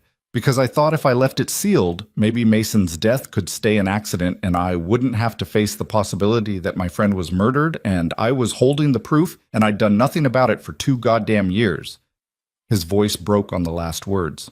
Not dramatically. Holt wasn't a dramatic man, but the fracture was real and deep and it shook his entire body for a single second before he regained control. Wade picked up the envelope. It was light. A few pages inside, nothing more. He pulled off the brittle rubber bands and opened the flap. Inside were 3 items. The first was a handwritten letter, single page, Mason's blocky handwriting covering both sides in dense, urgent lines. The second was a photocopy of an insurance document, Mason's life insurance policy, naming Claire Mercer as the sole beneficiary, with a payout amount of $350,000. The third was a bank statement from an account in Keith Raylan's name showing a deposit of $15,000 4 days before Mason's death. A deposit with a memo line that read, Bridger Basin Advance. Material procurement. Wade read the letter first. It was addressed to the club. Not to any specific member. To the brotherhood as a whole, because Mason understood that what he was about to reveal required collective action, not individual response. The letter was not eloquent. It was not dramatic. It was the raw, urgent writing of a man who knew he was running out of time and wanted to leave a map for the people who might need to follow the trail he couldn't finish walking. Keith had been pressuring him for months, threatening to reveal the club's location to a rival organization in Montana that had been looking for leverage, demanding access to Claire, making comments about Eli that crossed lines Mason couldn't name in writing, but that made his skin crawl. Keith believed he was entitled to Mason's life, his wife, his family, the insurance payout that would come if Mason died. He had said it directly, the last time they spoke face to face. Everything you have should have been mine. The letter ended with a single line that Wade read 3 times, each reading driving the words deeper into a place where they would remain permanently carved into the architecture of his understanding like inscriptions on stone. If I'm dead and you're reading this, Keith did it. Protect my family. I'm sorry I couldn't. Wade set the letter down. Holt was watching him. The garage was silent. The rain had stopped at some point and neither of them had noticed. The only sound was the space heater ticking and the distant, mournful call of wind through the pine trees surrounding the clubhouse. Headlights swept across the garage wall. An engine, Garrett's Electroglide, rumbled into the gravel lot and died. Boots on gravel. The bay door opened. Garrett walked in, rain dripping from his jacket, his face set in the expression of a man who had driven 40 miles in the dark, knowing that what waited at the end would change everything and nothing about his willingness to face it. Wade handed him the letter without speaking. Garrett read it standing up beneath the shop light, beside the ruined motorcycle that carried the evidence of its own murder in the scored rubber of a brake line. He read it once, read it again. Then he folded the letter carefully, placed it back in the envelope with the insurance document and the bank statement, and set the envelope on the workbench. Wake Dutch, he said. Wake Briggs. Everybody. Tonight. What are we doing? Garrett looked at the motorcycle, at the cut brake line, at the photograph of Mason on the pegboard, grinning, immortal, already dead when the picture was taken, but none of them knew it yet. We're going to do the thing the system was supposed to do and didn't. We're going to protect that woman and her son. We're going to take the evidence, the bike, the letter, the bank records, and we're going to hand it to the state police in Cheyenne, not the county office that failed Claire twice, not the local department that closed the case as an accident, but state level. And we're going to stand behind her while the law does what it should have done 2 years ago. He paused. His hand was trembling again. The left one, the one he never acknowledged. But this time he looked at it, studied it, accepted it. And if the law fails again, he said quietly, then we become something else, something Mason needed us to be, and we weren't, something that Keith Raylan hasn't accounted for in whatever calculation he's running in his head right now. What's that? Holt asked.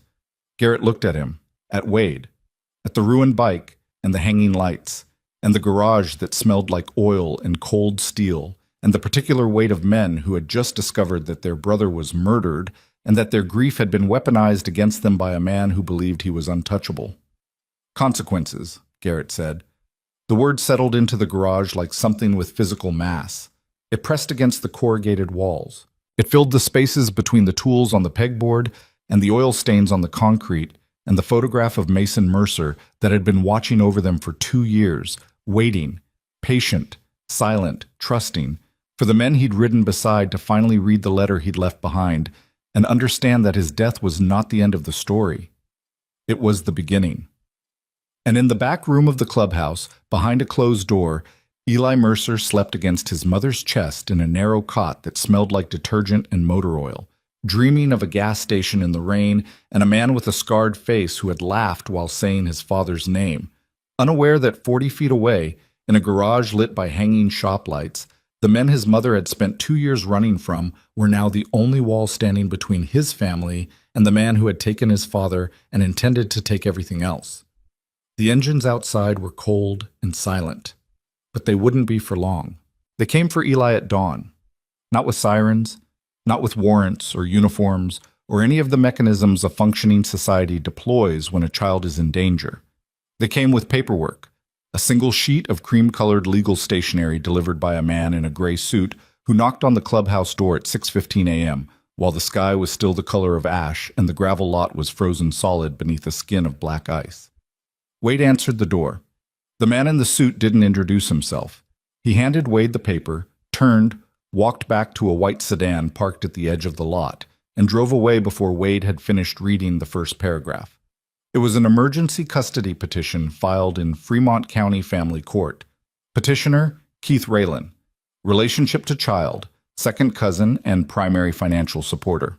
The petition alleged that Claire Mercer was an unfit mother, citing unstable housing, insufficient income, emotional distress, and association with known members of an outlaw motorcycle organization that posed a direct threat to the child's safety and well-being.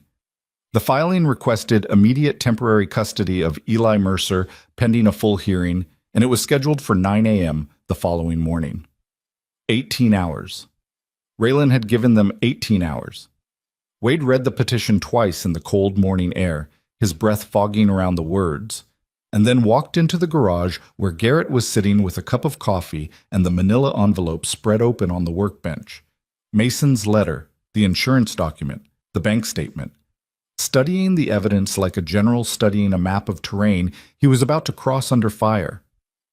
"He's not coming for us," Wade said, setting the petition on the bench beside the envelope. "He's coming for the boy. Through the courts." Garrett picked up the petition. "Read it." His face didn't change, but his hand, the trembling left one, closed around his coffee mug with enough pressure to turn his knuckles white. "Association with known members of an outlaw motorcycle organization," Garrett read aloud. "He's using us. The fact that Claire brought Eli here last night, he's turning it into evidence of her unfitness. He knew she'd come to us. He let her leave the house because he knew where she'd go and he knew exactly how to weaponize it." Garrett set the mug down, looked at the petition, looked at the manila envelope. Two documents side by side on a steel workbench in a garage that smelled like chain lube and old coffee.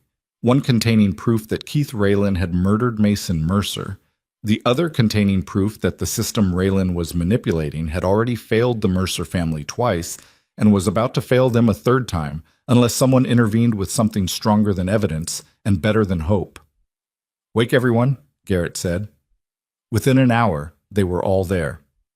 Holt sat on the workbench, flexing his prosthetic hand, the mechanical fingers clicking in rhythmic intervals that matched his heartbeat. Dutch leaned against the wall beside the rolling door, arms crossed, grease still under his fingernails from a rebuild he'd abandoned mid-torque when the call came. Briggs, back from Montana since 3 a.m., road-tired, smelling of diesel and frozen wind, stood in the corner like a monument, his massive arms at his sides and his eyes carrying the flat, patient expression of a man who had decided what needed to happen and was simply waiting for permission. Claire sat in a folding chair near the office door. She'd read the petition. She hadn't cried. The tears had been used up somewhere between midnight and dawn, replaced by something colder and more functional, a survival clarity that stripped away everything except the immediate question, how do I keep my son? Eli was still sleeping in the back room. Nobody woke him. What was about to be discussed didn't belong in a 10-year-old's ears. "Here's where we are," Garrett said, standing in the center of the garage with the petition in one hand and Mason's letter in the other, holding them up like a man weighing two futures on a scale. "We have evidence that Keith Raylan murdered Mason Mercer, a scored break line, a letter from Mason naming Raylan, bank records showing suspicious deposits. But we also have a custody petition that hits court in 18 hours, and the moment Raylan gets temporary custody of Eli, that boy disappears into a system that's already proven it doesn't give a damn about the Mercer family." "We go to the state police," Dutch said. "Now, this morning. Hand them the bike, the letter, everything. They open a murder investigation. Raylan gets arrested. The custody petition dies on the vine." Timing, Holt said, shaking his head. Even if the state police take us seriously, and a group of bikers walking into a station with a 2-year-old wreck and a handwritten letter isn't exactly a slam dunk credibility play, an investigation takes weeks, months. The custody hearing is tomorrow morning. Raylan walks into that courtroom with his clean record and his construction job and his suit and tie, and Claire walks in as a broke nurse who spent last night in a biker clubhouse. Who does the judge believe? The silence that followed was the worst kind. The silence of people who know the answer to a question they wish they hadn't asked. "What about a lawyer?" Claire asked. Her voice was steady but thin, stretched to the breaking point of what steadiness could hold. "Can we get a lawyer before tomorrow?" "Family law attorney in Fremont County," Dutch said. "I made some calls. The only two who handle custody cases are both on retainer with Bridger Basin Development for worksite liability issues, Raylan's company. Which means conflict of interest. Neither one can represent me. The next closest is in Casper, 2.5 hours. I left a message, but nobody's picked up." Claire closed her eyes. When she opened them, they were dry and hard and aimed at Garrett with the precision of a woman who had stopped hoping and started calculating. "What are you actually proposing?" she asked. "Because I know what this looks like. I know the math. I've been doing impossible math for 2 years, so skip the speeches and tell me what you're going to do." Garrett looked at her, at the welt on her cheek that had darkened overnight to a bruise the color of thunderclouds, at her hands folded in her lap, still and controlled, the hands of a nurse who kept people alive for $14 an hour and couldn't keep herself safe in her own kitchen. "2 tracks, Garrett said, simultaneously. Track 1. Dutch drives to Casper, finds a family attorney, gets them to the courthouse in Lander by 9 a.m. tomorrow, even if he has to drag them there personally. We bring the evidence, all of it, and we file a counterpetition alleging abuse and present Mason's letter and the brake line evidence as grounds for an immediate restraining order against Raylan. In track 2? Garrett paused, looked at Wade.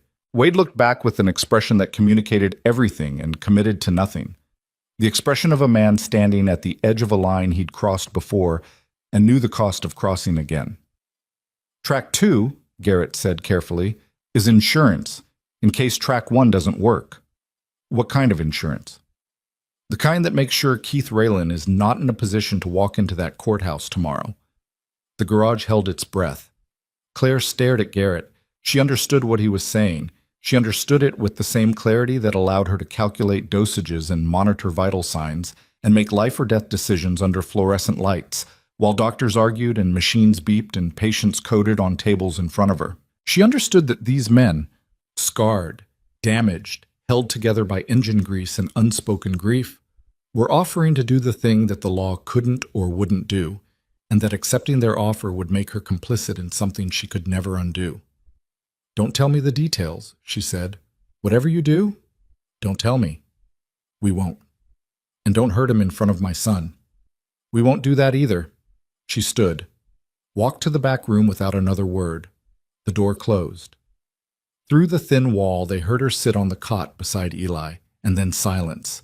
The silence of a mother guarding the sleep of a child whose world was about to change in ways neither of them could predict. Garrett waited until the door had been closed for a full minute. Then he turned to the men in the garage and his voice dropped to a register that none of them had heard in years. The register he reserved for situations that lived outside the boundaries of normal decision-making. "Nobody's getting hurt," he said. "I need that understood. We're not criminals, and we're not going to become criminals to fix this. But Keith Raylan needs to understand that the calculation has changed, that he's not dealing with a broke nurse and a scared kid anymore. He's dealing with us, and he needs to understand that before he walks into that courthouse." "How?" Holt asked. "We pay him a visit. Tonight. All of us. We bring Mason's letter, we bring photographs of the brake line, and we give him a choice. Withdraw the custody petition and leave the state voluntarily, or we hand everything to the state police and the Fremont County DA and every news outlet in Wyoming simultaneously, and let the system that he's been gaming for 2 years eat him alive." "And if he doesn't take the deal?" Wade asked. "Then we go to the state police anyway, and we pray that the legal timeline moves faster than the custody timeline. But I'm betting he takes the deal, because Keith Raylan isn't a brave man. He's a parasite. He attacked a woman and a child because they were alone and vulnerable. He murdered his cousin because Mason was the only person standing between him and the life he wanted. He's not prepared for 5 men showing up at his door with evidence of murder and the willingness to use it. He might run, Dutch said. If he runs, the petition dies. Claire keeps Eli. We file the evidence with state police and let them chase him. Running solves the immediate problem. He might fight, Briggs said. The first words he'd spoken all morning. His voice was low, unhurried, shaped by decades of measured silence into something that carried weight far beyond its volume. Garrett looked at him. If he fights, we don't fight back. We absorb it. We document it. And we add assault to the evidence package. 5 witnesses, every one of us with a phone recording.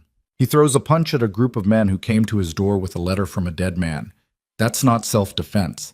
That's a confession. The plan was imperfect. They all knew it. It relied on the assumption that Raylan was rational, that his self-preservation instinct was stronger than his need for control, that confronted with evidence of his own crime, he would choose flight over fight. And men like Raylan, men who had killed once and gotten away with it, men who had spent 2 years building a cage around a woman and child while the world looked the other way, those men didn't always behave rationally when the cage was threatened. But it was the only plan they had. And the clock on the wall read 8:47 a.m., which meant they had 24 hours and 13 minutes before a judge in Lander would decide whether Eli Mercer belonged with his mother or with the man who had murdered his father. Dutch left for Casper at 9. His truck disappeared down the gravel road in a plume of frozen dust, heading south toward a lawyer who might not exist and a legal strategy built on evidence that was 2 years old and circumstantial at best. The rest of them spent the day preparing, not with weapons. Garrett had been explicit about that, and nobody argued. They prepared with information. Holt compiled a file. Photographs of the scored brake line taken under the shop light. Mason's letter photographed page by page, the bank statement, the insurance document, Claire's medical records from 2 visits to the Black Hollow Clinic, where she'd been treated for injuries she attributed to a fall in a door frame, and the inexhaustible creativity of a woman inventing explanations for violence. Dutch had pulled those records through a contact at the clinic, not legally, not properly, but with the quiet cooperation of a nurse who had suspected for months that Claire's injuries weren't accidental and had been waiting for someone to ask. By afternoon, the file was thick enough to ruin a man's life, which was exactly the point. Wade spent the afternoon in the garage with Mason's wrecked Harley. He didn't work on it. There was nothing to work on, nothing to fix. He just sat beside it on the overturned crate and looked at the machine that had carried his friend to death, the machine that bore the evidence of murder in the clean-cut edge of a brake line, and he tried to reconcile 2 years of grief with the new understanding that the grief had been manufactured. That Mason hadn't died because of freedom or risk or the inherent danger of riding. Mason had died because a jealous man with a sharp blade and 11 inches of access to a hydraulic line had decided that the fastest way to get what he wanted was to remove the obstacle. Eli found him there at 4 o'clock.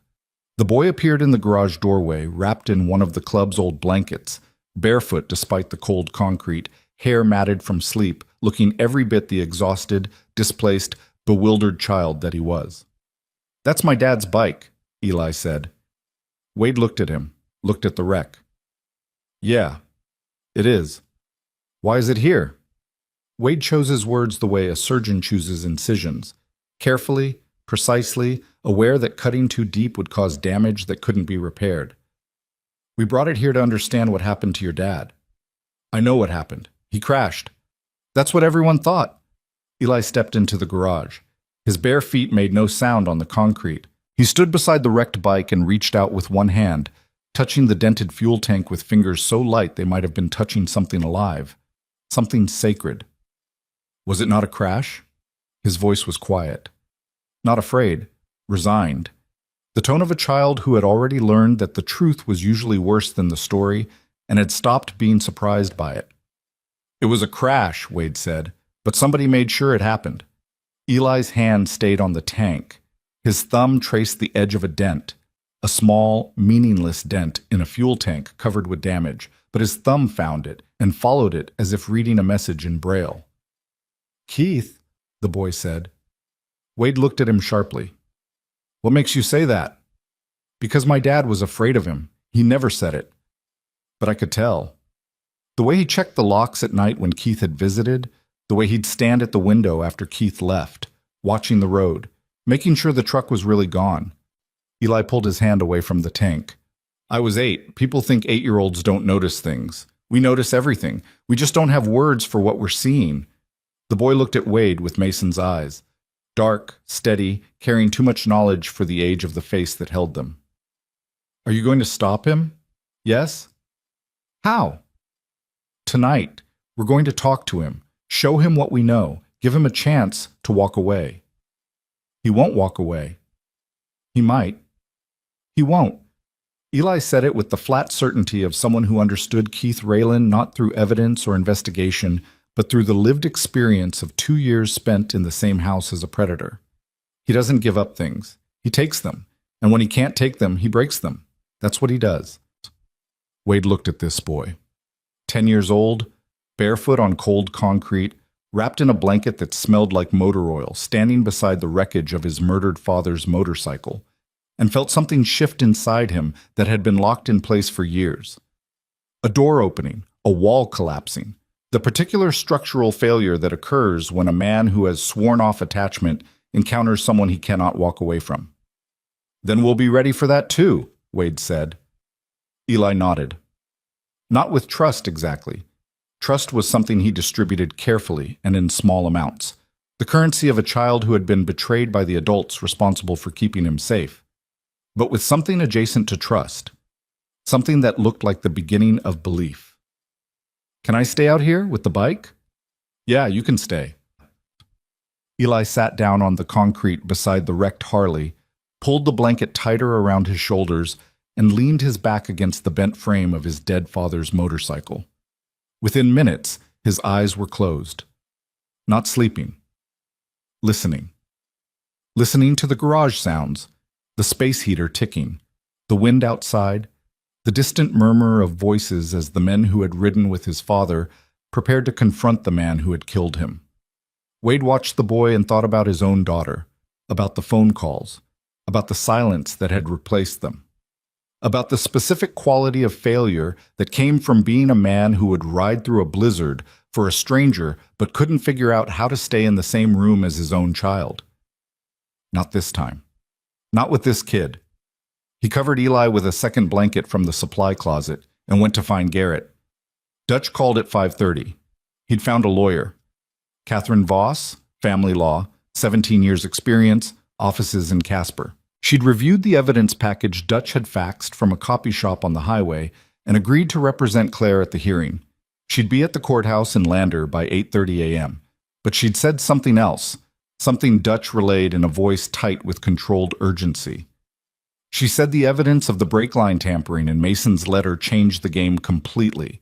But she also said that if we confront Raylan tonight and he reports it as intimidation, the judge could use that against Claire tomorrow.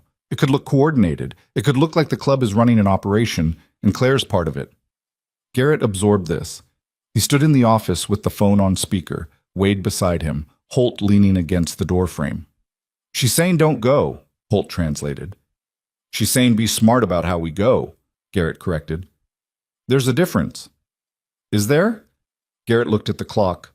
5:37 p.m., 15 hours and 23 minutes until the hearing. Keith Raylan was in Cody, 45 minutes east, probably sitting in his living room, probably drinking, probably rehearsing the performance he'd deliver in front of a judge tomorrow. Concerned relative, stable provider, reluctant petitioner forced to act by the reckless behavior of a troubled mother who fled to a biker compound with an impressionable child. The performance would work. That was the unbearable truth. In a courtroom, appearance was evidence, and Keith Raylan had spent a lifetime perfecting the appearance of a decent man. "We go," Garrett said. "But we adjust. No group, no show of force, just me and Wade. 2 men, not 5. We don't threaten. We don't posture. We present the evidence and we tell him what's coming. If he withdraws the petition, this stays between us. If he doesn't, the state police get everything tomorrow. And if he reacts badly? Then we leave, immediately, and we let the evidence do the work in court. That's a hell of a gamble, Garrett. The whole thing's a gamble. The whole thing's been a gamble since Wade met a kid at a gas station in the rain. We're gambling that the truth matters more than the system, and if it doesn't... He stopped, looked at the photograph of Mason on the pegboard, the grin, the invincibility, the lie of immortality that every young man tells himself until the world proves him wrong. If it doesn't, then we figure out what comes next when next comes. They left at 7 p.m. Garrett drove his truck. Wade rode beside him in the passenger seat with the evidence file in a manila folder on his lap and a feeling in his chest like something was being compressed. Not fear, not anger, but the pressurized weight of responsibility. The understanding that what happened in the next 2 hours would determine whether a 10-year-old boy slept tomorrow night with his mother or in the spare room of the man who had killed his father. The drive to Cody took 43 minutes. Neither of them spoke for the first 30. The highway unwound through darkness and frozen landscape, the headlights of Garrett's truck cutting a narrow path through terrain that felt hostile, not dangerous in the immediate sense, but hostile in the geological sense, the landscape of a place that didn't care about human urgency and would outlast every crisis played out on its surface. "You never told me about your daughter," Garrett said at minute 31. Not a question, an observation, an opening, offered without pressure. Wade watched the road. "Nothing to tell." "There's always something to tell. You just decided it wasn't worth telling." "She decided I wasn't worth calling. That's a pretty complete story." "Is it?" Wade didn't answer for a mile. 2 miles. The truck hummed. The heater pushed warm air that smelled like oil and vinyl. "Her name's Megan," Wade said. "She's 26, lives in Portland, works for a nonprofit that does, I don't even know, environmental something. She's smart. Smarter than me, which isn't saying much, but smarter than most people, which is..." He paused. "She stopped talking to me after her mother died. Jenny, my ex. Jenny got sick. Cancer. I was supposed to be there. I was supposed to show up and sit in the waiting room and drive her to appointments and do the things that husbands do even when they're not husbands anymore. And I couldn't do it. I couldn't sit in those rooms. I couldn't watch her disappear. So I rode. I put miles between me and the hospital, and I told myself I'd go tomorrow, and tomorrow, and tomorrow, until there weren't any tomorrows left, and Megan called me from the hospital at 4 in the morning and told me her mother was gone and that I should be too. The truck's headlights caught a reflective sign, Cody, 12 miles. That was 3 years ago, Wade continued. I've called her maybe 60 times since then. She's never picked up. I've left messages that started angry and ended pathetic. And eventually I stopped leaving them because the sound of my own voice asking my daughter to forgive me was worse than silence. Garrett drove. He didn't offer comfort or platitudes or the kind of easy redemption narrative that men tell each other in dark trucks on cold highways. He just listened, which was enough. That's why the boy matters, Wade said. Not because of Mason, not because of the club, because I failed my own kid and I can't unfail her, and the only thing left is to not fail this one. I know, Garrett said. I've always known. They reached Cody at 7:48.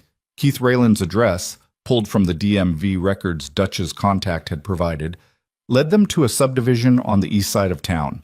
Newer construction, cookie-cutter houses, the kind of development that sprouts on the edge of dying western towns like artificial life support. Rayland's house was the third from the corner, identifiable by the silver Dodge Ram in the driveway and the single light burning in the front room. Garrett parked across the street, killed the engine. They sat in the dark for 2 minutes, watching the house, reading the silhouette that moved behind the front window. A man pacing, phone to his ear, free hand gesturing with the agitated energy of someone conducting business that couldn't wait. Ready? Garrett asked. No. Good. Being ready for something like this means you've done it too many times. They crossed the street, walked up the concrete path. Garrett rang the doorbell. The sound was absurdly domestic, a cheerful two-tone chime that belonged in a sitcom, not in the opening movement of a confrontation between a murderer and the brothers of the man he'd killed. The pacing silhouette stopped. Footsteps approached the door. It opened. Keith Rayland stood in the doorway wearing jeans and a flannel shirt with the sleeves rolled to the elbows, a phone still in one hand, a bottle of beer in the other. His face registered Wade first. Recognition, recalibration, the rapid assessment of a man encountering a known threat in an unexpected location. Then he saw Garrett. His eyes went to Garrett's hands, to Wade's hands, to the manila folder. "Evening, Keith," Garrett said. His voice was conversational, almost friendly, the voice of a man who had learned that the quietest delivery carried the most force. "I don't know who you are." "Garrett Dunn, Iron Hollow MC. I was Mason Mercer's president for 6 years, and this," he nodded toward Wade, "you already know." Rayland's grip tightened on the beer bottle. Not fear, calculation. The rapid mathematics of a man assessing whether the situation was manageable. "It's late, and I don't have business with you." "Actually, you do." Garrett held up the manila folder. "Can we come inside? This conversation works better sitting down." "No, whatever you're selling, I'm not buying. And if this is about Claire, this is about Mason." The name hit differently than it had at the gas station when Eli said it. At the gas station, it had been a ghost appearing in the rain. Here, on Rayland's own doorstep, it was an accusation. Rayland stared at the folder, at Garrett, at Wade. The calculation continued behind his eyes, fast, cold, the machinery of a mind that had been operating in survival mode for 2 years and was now detecting the first tremor of structural failure. "5 minutes," Rayland said, and stepped aside. They entered. The living room was clean to the point of sterility. Furniture arranged with geometric precision, no photographs on the walls, no personal items visible. The room of a man who lived alone and preferred it that way, or the room of a man who had removed anything that could connect him to a life he was trying to erase. Garrett didn't sit. Wade didn't sit. They stood in the living room while Rayland closed the front door and positioned himself near the hallway. Close to an exit, Wade noted. The instinct of a man who had lived with the possibility of discovery and planned his escapes in advance. Garrett opened the folder, removed the photographs of the scored brake line, placed them on the coffee table. Rayland looked at them. His face didn't change, but his breathing did. A slight acceleration, barely visible, the kind of involuntary response that the body produces when the brain recognizes danger before the conscious mind admits it. "Mason's front brake line," Garrett said, "recovered from the salvage yard 3 days ago. Scored with a blade approximately 2/3 through the wall. Positioned to fail under hard braking at highway speed." Rayland picked up the beer bottle from where he'd set it on an end table, took a long, deliberate drink, put it down. So Mason's death wasn't an accident. Someone cut that line, and we know who." Garrett removed the letter, placed it beside the photographs. Mason's handwriting, blocky, urgent, the script of a man running out of time, faced upward under the living room light. "Mason wrote this before he died. He named you. He described the threats. He documented your obsession with his family, and he left it with a member of our club with instructions to deliver it if anything happened to him." Rayland looked at the letter. He didn't pick it up. He read it from where he stood, leaning slightly forward, his eyes tracking the lines of handwriting with an expression that Wade couldn't identify at first, and then recognized with a chill that traveled the full length of his spine. Recognition. Not surprise. Not shock. Not the face of an innocent man confronted with a false accusation. Recognition. The expression of a man seeing something he knew existed but believed had been destroyed. "He told me he burned it," Rayland said quietly, and then, realizing what he'd just admitted, his face went blank. The room changed temperature. "He told you he burned it," Garrett repeated, each word placed with the precision of a nail driven into a coffin. "Which means you knew about the letter. Which means Mason confronted you with it. Which means the night before he died, when he called you and told you to stay away from his family, that conversation wasn't a warning, it was a last stand, and you responded by cutting his brake line and letting the mountain do the rest." Rayland's composure fractured. Not completely. The mask held in the way that masks do when they've been worn so long they've fused with the skin beneath, but the cracks were visible now, in the tightness around his mouth, in the way his weight shifted to the balls of his feet. In the particular tension of his hands that had moved from his sides to the edge of the hallway table, where his fingers rested near a ceramic bowl that held keys and loose change, and nothing that qualified as a weapon but could become one. "You can't prove anything," Raylan said. "A scratched brake line on a 2-year-old wreck. A letter that could have been written by anyone. You think the police are going to take the word of a biker gang over? We're not a gang. We're the men who rode with the man you murdered, and the police won't need to take our word for anything. The brake line is physical evidence. The letter is documentary evidence. Your bank records show a $15,000 deposit 4 days before Mason's death from a company that was already losing contracts. And your recent behavior, the custody petition, the control over Claire, the bruises on a 10-year-old boy, establishes a pattern that any prosecutor with a pulse could present to a grand jury." Garrett stepped forward. One step, small, controlled. But it crossed a boundary in the room that both men recognized. The boundary between conversation and confrontation. "Here's what happens next, Keith. You withdraw the custody petition. Tonight. You call your attorney and you withdraw it before the courthouse opens tomorrow morning. Then you leave Wyoming. Not next week, not next month. Now, tonight. You get in that truck and you drive until this state is behind you and you don't come back. And if I don't? Then at 8 a.m. tomorrow, every piece of evidence in this folder goes to the Wyoming Division of Criminal Investigation, the Fremont County DA, and the Associated Press field office in Casper, simultaneously. And by noon, the name Keith Raylan will be attached to a murder investigation that will follow you for the rest of your life." The silence that filled the room was absolute. Wade could hear his own heartbeat, could hear Garrett's breathing, could hear the faint hum of the refrigerator in the kitchen and the wind outside pressing against the windows with the patient insistence of weather that would outlast everything happening inside this house. Raylan looked at the letter on the coffee table, at the photographs, at two men who had ridden through darkness and cold to stand in his living room and offer him the thing that men like him never expected to receive, consequences. And then he did the thing that neither of them had predicted. He laughed. Not loudly, not dramatically, a quiet, exhaled sound that was more resignation than amusement. The laugh of a man who has been running a long con and just realized the game is over and finds the ending almost funny in its inevitability. "Mason always was smarter than me," Raylan said. Even dead, he outplayed me." He picked up his phone from the end table, dialed a number, waited. When the line connected, he spoke 3 sentences. "It's Keith Raylan. Withdraw the custody petition. All of it." He hung up, set the phone down, looked at Garrett with an expression that had emptied of everything: rage, calculation, composure, fear, leaving behind the hollowed face of a man who had just watched his own architecture collapse. "I'll be gone by morning," Raylan said. "But I want you to know something. Mason didn't understand what he had. Claire, the boy, the house, the life. He didn't appreciate any of it.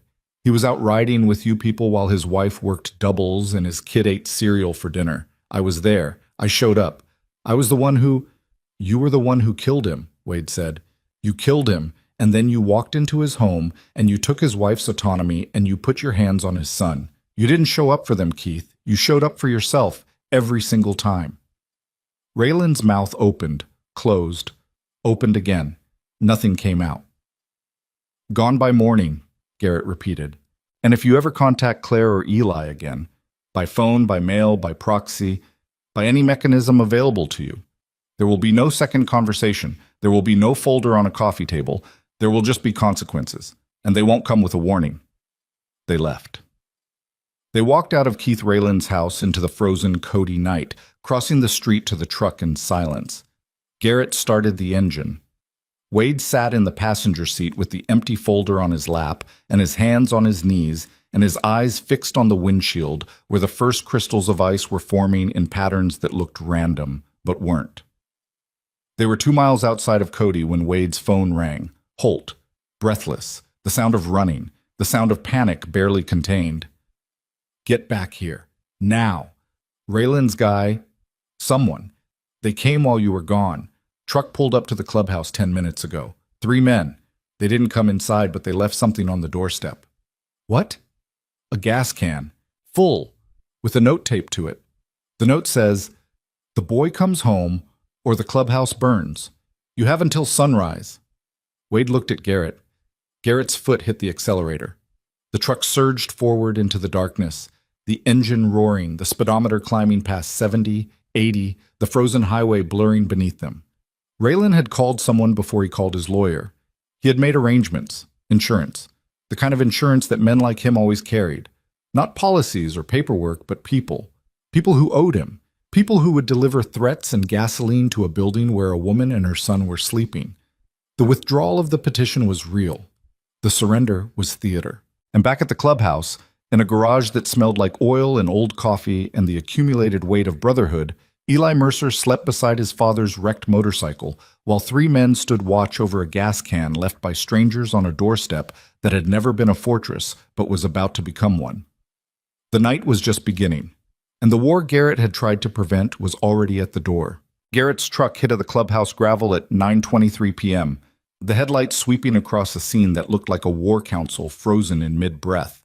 Holt stood at the open bay door with a shotgun cradled against his chest, not aimed, not raised, just held with the casual readiness of a man who had carried weapons through worse situations and understood that visible firepower was its own language. Briggs was beside him, arms crossed, his massive frame blocking half the doorway. Inside, through the gap between them, Wade could see Claire standing in the hallway that led to the back rooms, her body positioned between the garage and the door behind which Eli slept. The gas can sat on the concrete step beside the bay entrance.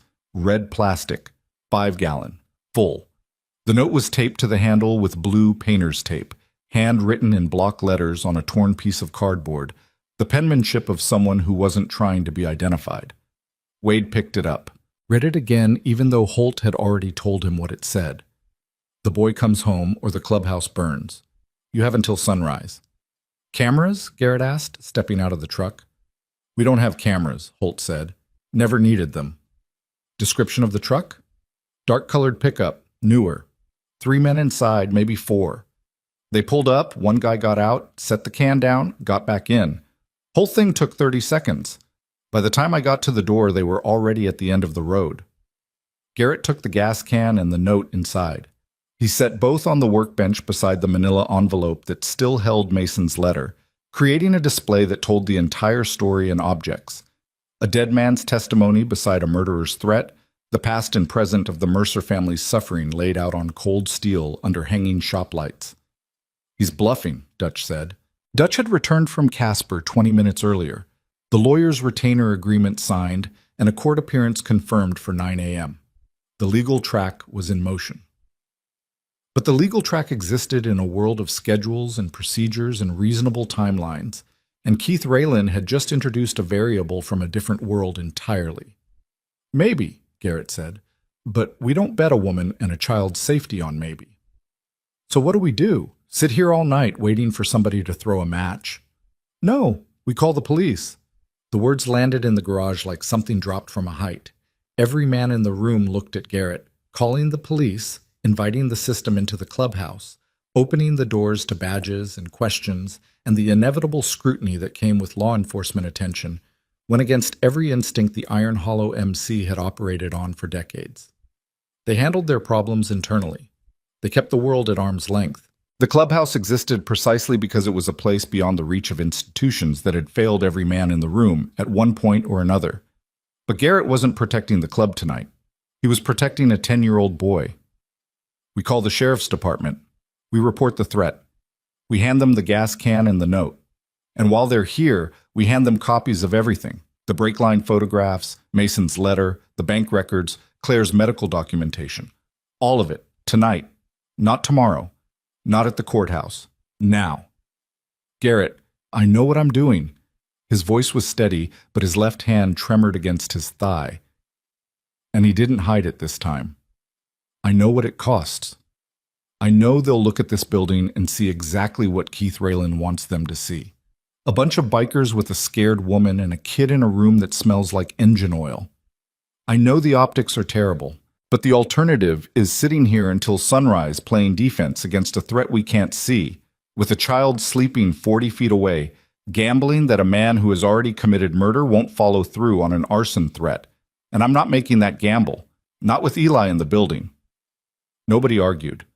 The math was ugly, but it was honest, and every man in the room had spent enough years lying to themselves about enough things to recognize honesty when it stood in front of them wearing a trembling hand and 20 years of accumulated authority. Wade made the call. The Fremont County Sheriff's Department dispatched 2 deputies who arrived in 14 minutes, faster than anyone expected, which suggested either a slow night or a dispatcher who took arson threats against buildings containing children seriously. They were young, professional, and visibly uncomfortable in the clubhouse. One of them, a woman named Torres with sharp eyes and a no-nonsense posture, examined the gas can and the note while her partner took statements from Holt and Briggs. Garrett presented the evidence, all of it. He laid the photographs and documents on the workbench the way a man lays cards on a table when he's decided to stop bluffing, and he told the story from the beginning: Mason's death, the scored brake line, the letter, Keith Rayland's custody petition, the abuse, Claire's statement, the confrontation in Cody, and the threat that had followed them home. Deputy Torres listened without interruption. She studied the brake line photographs with the particular focus of someone who understood mechanical systems. Her father had been a mechanic, she mentioned later, almost offhandedly, the way people reveal the details that explain their competence. She read Mason's letter twice. She looked at the wrecked motorcycle mounted on its steel frame against the garage wall. "This needs to go to DCI," she said. Division of Criminal Investigation, state level, the words Garrett had been aiming for. The brake line evidence alone warrants a forensic examination. Combined with the letter and the financial records, she looked at Garrett. "You understand that once I submit this, it's out of your hands. You don't get to control the timeline or the outcome." "I understand. And you understand that this building, this organization, will receive scrutiny as part of any investigation. The county won't ignore the fact that a victim and her child are staying at a motorcycle club's headquarters." "I understand that too." Torres nodded. She bagged the gas can and the note as evidence. She took copies of every document in the manila folder. She photographed the wrecked motorcycle and the scored brake line from 6 different angles with a department-issue camera. And before she left, she did something that surprised everyone. She walked to the back hallway, knocked gently on the closed door, and when Claire opened it, Torres spoke to her quietly for 3 minutes. Wade couldn't hear what was said. But when Torres left and Claire returned to the garage, something in Claire's face had shifted. A loosening of the muscles around her eyes, the particular relaxation that comes from being believed by someone with the authority to act on that belief. "She's filing a protection order tonight," Claire said, "against Keith, emergency basis, effective immediately. Will it hold?" She said she'd have it in front of a judge within the hour. She also said— Claire paused, looked at the men in the garage, at the workbench covered in evidence, at the wrecked motorcycle bearing the proof of her husband's murder. She said that in 17 years with the department, she'd never seen a group of people fight this hard for someone else's family. The garage was quiet. The space heater ticked. Outside, the deputy's cruiser backed down the gravel road, its red and blue lights painting the pine trees in alternating colors before disappearing into the darkness. Garrett sat down on the overturned crate. For the first time since Wade had known him, he looked his age. 58 years pressed into every line of his face, every gray hair, every tremor of the hand he rested on his knee. The authority was still there, structural and deep, but the weight it carried was visible now in a way it hadn't been before. "We should sleep," Garrett said. "Court's at 9. It's going to be a long day." Nobody slept. They took shifts instead, 2 men awake at all times, watching the gravel road and the tree line and the darkness that surrounded the clubhouse like deep water around a ship. Wade took the first shift with Briggs. They stood in the open bay door, smoking cigarettes and watching their breath fog in the frozen air and listening to a silence so complete that the creaking of pine branches in the wind sounded like conversation. At 2 a.m., Wade walked to the back room and opened the door quietly. Claire was asleep on the cot with Eli curled against her, the boy's face pressed into her shoulder, one small hand fisted in the fabric of her shirt. The space heater glowed orange in the corner. The room smelled like detergent and motor oil, and the particular warmth of 2 people holding each other through a night that neither of them had been sure they'd survive. Wade closed the door without making a sound and stood in the hallway for a long time, his back against the wall, his eyes closed, listening to the building breathe around him. At 4:30 a.m., his phone buzzed, a text from an unknown number. "This is Megan. Dad, I got your messages. All of them. I'm not ready to talk yet, but I'm listening. Don't stop calling." Wade read the message 7 times. Then he put the phone in his pocket and went back to the bay door where Briggs was lighting a fresh cigarette and the eastern sky was beginning to show the first gray suggestion of dawn. He didn't mention the text to anyone. Some things belonged to the silence. The courthouse in Lander was a sandstone building that sat on a block of frozen lawn, surrounded by the kind of small-town American architecture that looked timeless from a distance and tired up close. Catherine Voss, the attorney Dutch had found in Casper, was waiting on the steps when they arrived. She was younger than Wade had expected, mid-40s, with short, dark hair and the focused energy of someone who had built a career out of walking into rooms where the odds were stacked against her clients and dismantling those odds systematically. She'd reviewed the full evidence package. She'd spoken with Deputy Torres. And she'd received confirmation at 7:15 a.m. that the emergency protection order against Keith Raylan had been granted and served at his Cody residence at 6 a.m., where Raylan had been found still at home, apparently unable or unwilling to fulfill his promise to leave by morning. "He's been arrested," Voss told Claire on the courthouse steps. "Not for Mason's death. That investigation is being opened by DCY1, and it'll take time. But for violation of the protection order. He was served at 6 a.m. and was supposed to vacate immediately. Deputies returned at 6:45 to verify compliance and found him still in the house, bags packed, but not moving. He's being held at the county jail pending arraignment."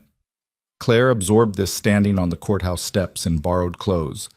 Jeans and a sweater that Holt had found in the clubhouse supply closet, both too large, making her look smaller than she was. Eli stood beside her in his pajamas and sneakers, the only shoes he'd brought, holding his mother's hand with the quiet intensity of a child who understood that today was important, even if he didn't understand exactly why. "The custody petition?" Claire asked. "Withdrawn. His attorney filed the withdrawal at 11:30 last night. But we're proceeding with a counterfiling anyway. A formal motion for a permanent restraining order, full documentation of the abuse history, and a request for the court to seal any future custody petitions from Raylan pending the outcome of the criminal investigation." "How long will the investigation take?" "Months, maybe longer, but the break line evidence is strong, the letter is corroborated by the timeline, and DCY has already issued a request to impound Raylan's vehicle for forensic examination. They're looking for tool marks, blade fragments, metallic residue, anything that links a specific tool to the cut on the brake line. If they find a match—" Voss paused. "He'll be charged with murder." Claire nodded. She didn't cry. She didn't smile. She stood on the courthouse steps in the cold morning air and looked at the sky, which had broken open overnight into the first clear blue that Black Hollow had seen in weeks. A sky so clean and sharp it looked like it had been washed, like the storm that had been pressing down on the valley for days had finally exhausted itself and moved on. "Thank you," she said to Voss. "Thank the men who brought me the evidence. I just know which forms to fill out." Claire looked back at the parking lot where Garrett's truck and Dutch's truck sat side by side in the visitor spaces. Wade was leaning against Garrett's truck, arms crossed, watching the courthouse entrance. Garrett was beside him. Holt was sitting on the tailgate of Dutch's truck, flexing his prosthetic hand against the cold.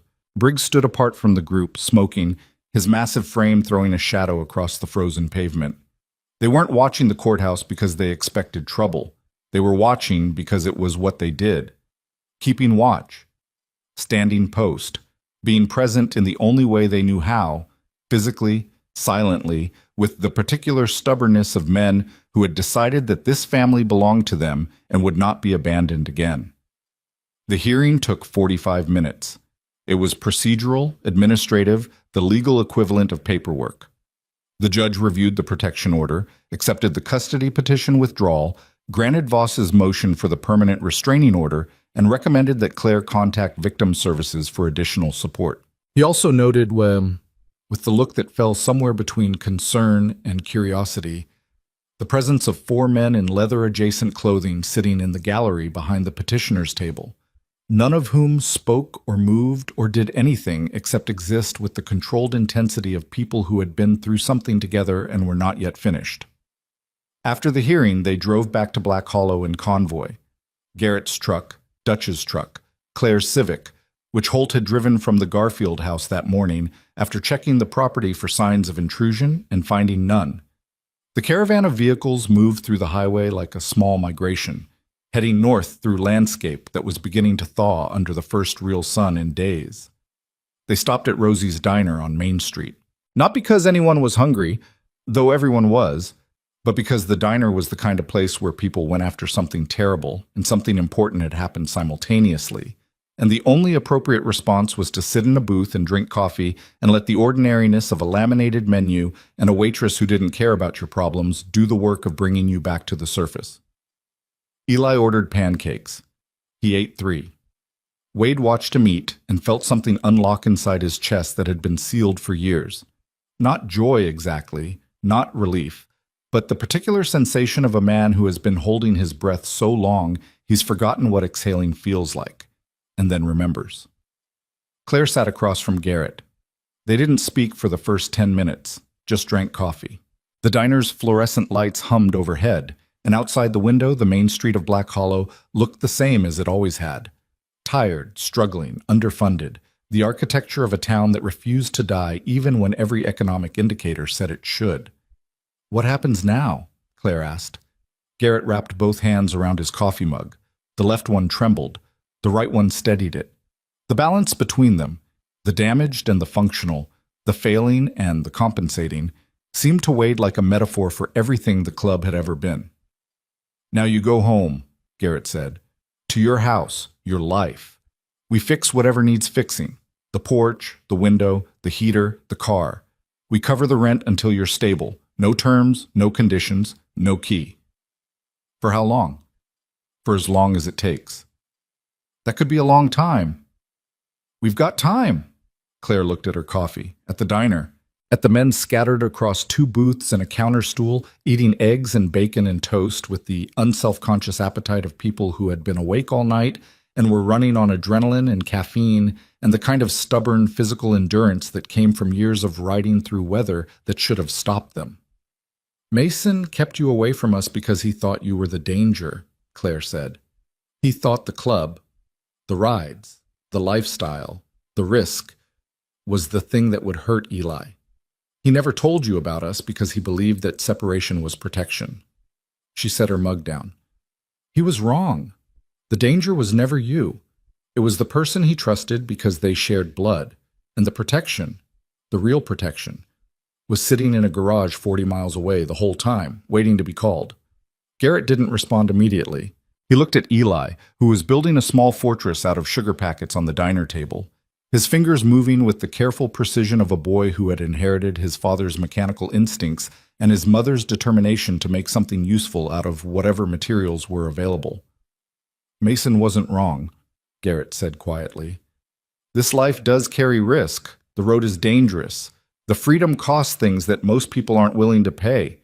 He kept you separate because he loved you too much to let you see the full price." He paused. "But love without information is just another kind of cage. And Mason, for all his courage, for all his heart, built a cage around you out of silence and good intentions. And when he died, the cage stayed and the protection left."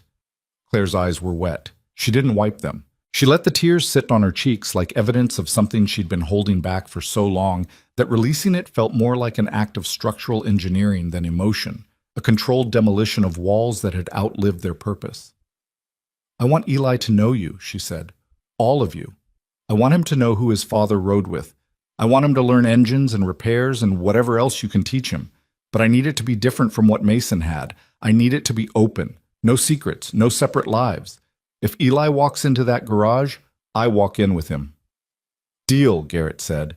"And I'm not joining anything. I'm not becoming a club member or an old lady or whatever the terminology is. I'm a nurse with a son who needs stability, and I will accept your help exactly as long as I need it, and not a day longer." "Also a deal." Claire almost smiled. The expression was tentative, experimental, the facial equivalent of testing weight on an injured leg. "Will it hold? Can I do this without it hurting?" It held. Eli looked up from his sugar packet fortress.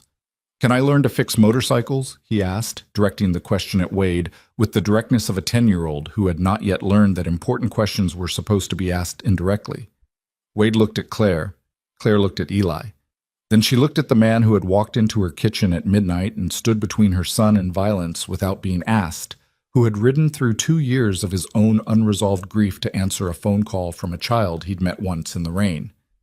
"Yeah," Claire said. "You can learn." Eli went back to his sugar packets, but his mouth curved upward, just slightly, just for a moment, and the expression was so purely Mason's that Wade had to look away and stare at his own coffee until the tightness in his throat subsided. They finished breakfast.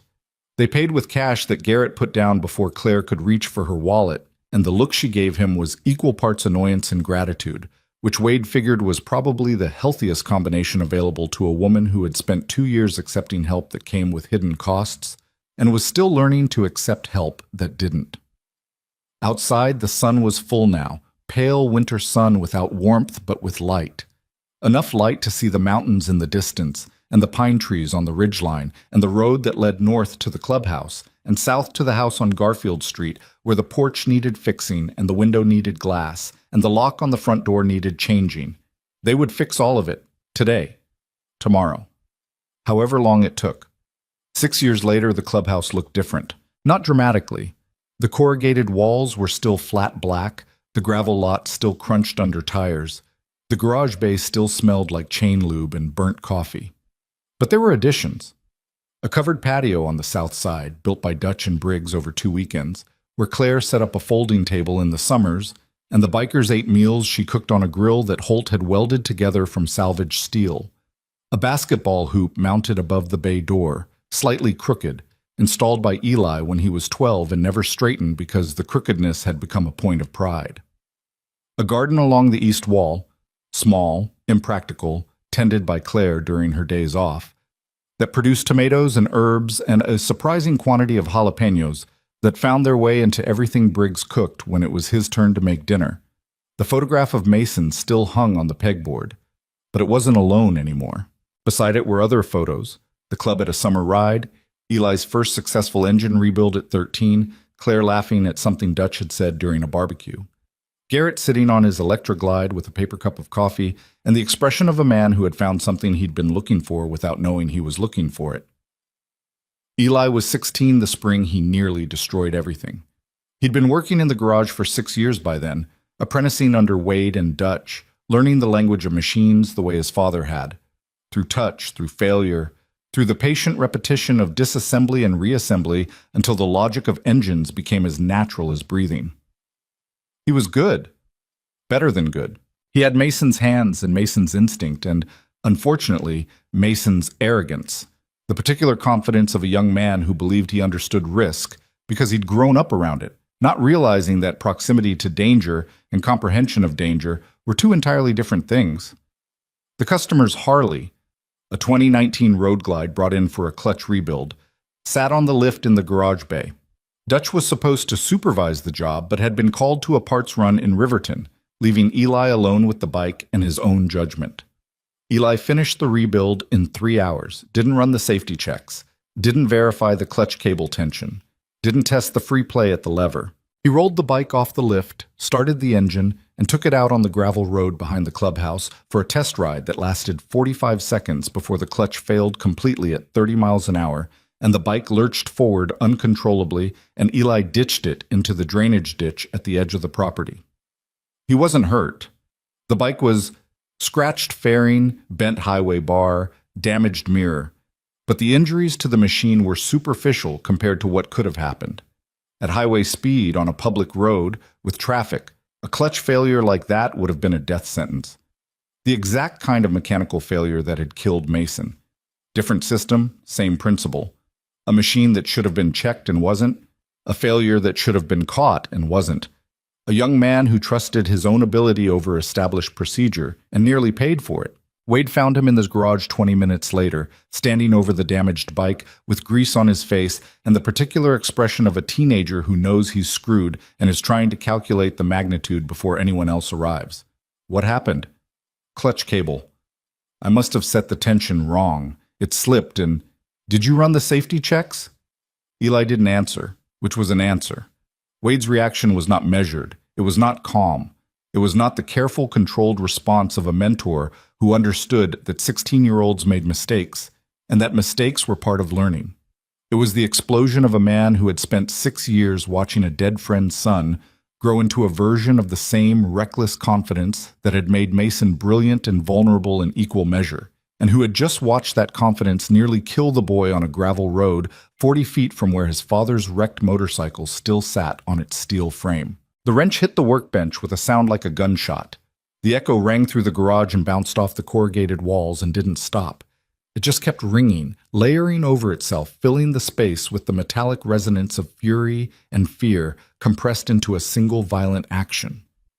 You don't rush machines that can kill people. Wade's voice was cracked and raw. The voice of a man speaking through a throat constricted by something that wasn't anger, though it sounded like anger, though it wore anger's face and used anger's volume. That arrogance buried your father. Do you understand that? The same exact impulse. I know better. I don't need the checklist. I can feel when it's right. That impulse put your father under a truck on a mountain highway. And you just took it out for a ride on a bike you didn't bother to check. Eli stood motionless. The words hit him the way Wade's words always hit. Not as punishment, but as excavation, digging through layers of adolescent confidence to the bedrock underneath. The place where the boy understood that what Wade was saying was true, and that the truth was worse than the yelling. "Take it apart," Wade said. "What?" "The clutch. Take it apart. Every component, every cable, every plate, every spring. Lay them out on the bench in order, then put it back together, correctly, and don't stop until it's done." Eli looked at the bike, at the damage, at the clock on the wall that read 4:15 p.m. This would take all night. "Okay," he said. He started working. Wade pulled the overturned crate to the corner of the garage. His crate, the same one he'd been sitting on since the night he first came back from the gas station with a dead friend's name echoing in his skull, and sat down. He didn't help. He didn't instruct. He didn't speak. He just sat there, boots heavy on the concrete, a cup of coffee in his hands going cold, watching a 16-year-old boy take a machine apart piece by piece and learn the lesson that Mason never lived long enough to teach him. The hours passed. Snow began to fall outside. Late spring snow, heavy and wet, the kind that covered everything in silence and made the world look new. It pounded against the warehouse windows in thick clusters that slid down the glass in slow trails. The garage lights hummed. The space heater ticked. Eli worked with his hands steady and his face set in concentration, the mask of a young man doing something that mattered for reasons he was only beginning to understand. At 3 a.m., he finished. The clutch was rebuilt, every cable tensioned to spec, every plate aligned, every spring seated correctly. He ran the safety checks, all of them, every line item, the full procedure that Dutch had taught him years ago and that he'd skipped because he thought he was good enough to skip it. He stepped back from the bike. His hands were trembling. Not from cold, but from 8 hours of sustained precision work, the kind that demanded everything from muscles and focus and left nothing in reserve. Wade stood up from the crate.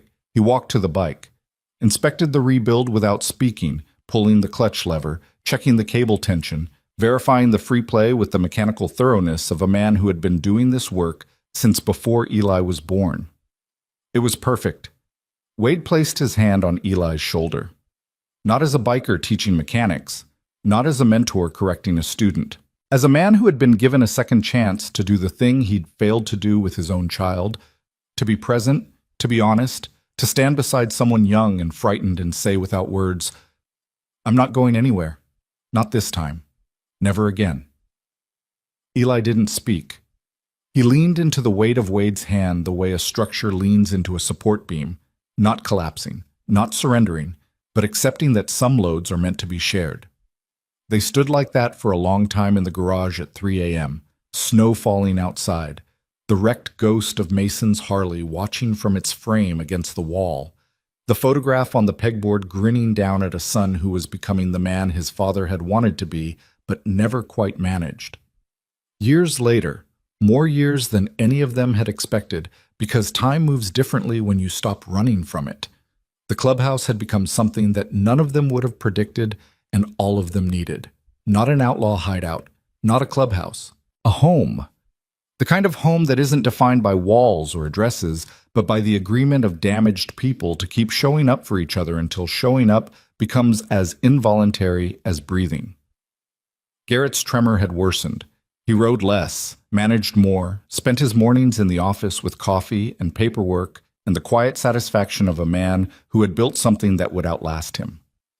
Holt had reconnected with his ex-wife, not romantically, but with the careful, rebuilt civility of two people who had hurt each other enough to understand that forgiveness was not an event, but a practice. Dutch still ran the shop. Briggs still spoke rarely and meant everything he said. Claire had been promoted twice at the hospital. She'd gone back to school, nights, weekends, between shifts, and earned a nurse practitioner certification that doubled her salary and halved her hours and allowed her to spend afternoons at the clubhouse, where the garden she'd planted had expanded to cover the entire east wall and produced enough vegetables to feed every person who walked through the bay door. And Wade had called Megan. Not once, not 60 times, but consistently, steadily, the way a man rebuilds a bridge, one plank at a time, tested before the next one is placed, never rushing, never assuming the structure will hold until it proves that it can. She'd answered on the fourth call. They talked for 11 minutes. The next call lasted 20. The one after that, an hour. She came to Wyoming the following spring. A visit, not a reconciliation, though the line between those things blurred more with each subsequent visit, until one day she showed up with a suitcase instead of a weekend bag, and neither of them mentioned the difference.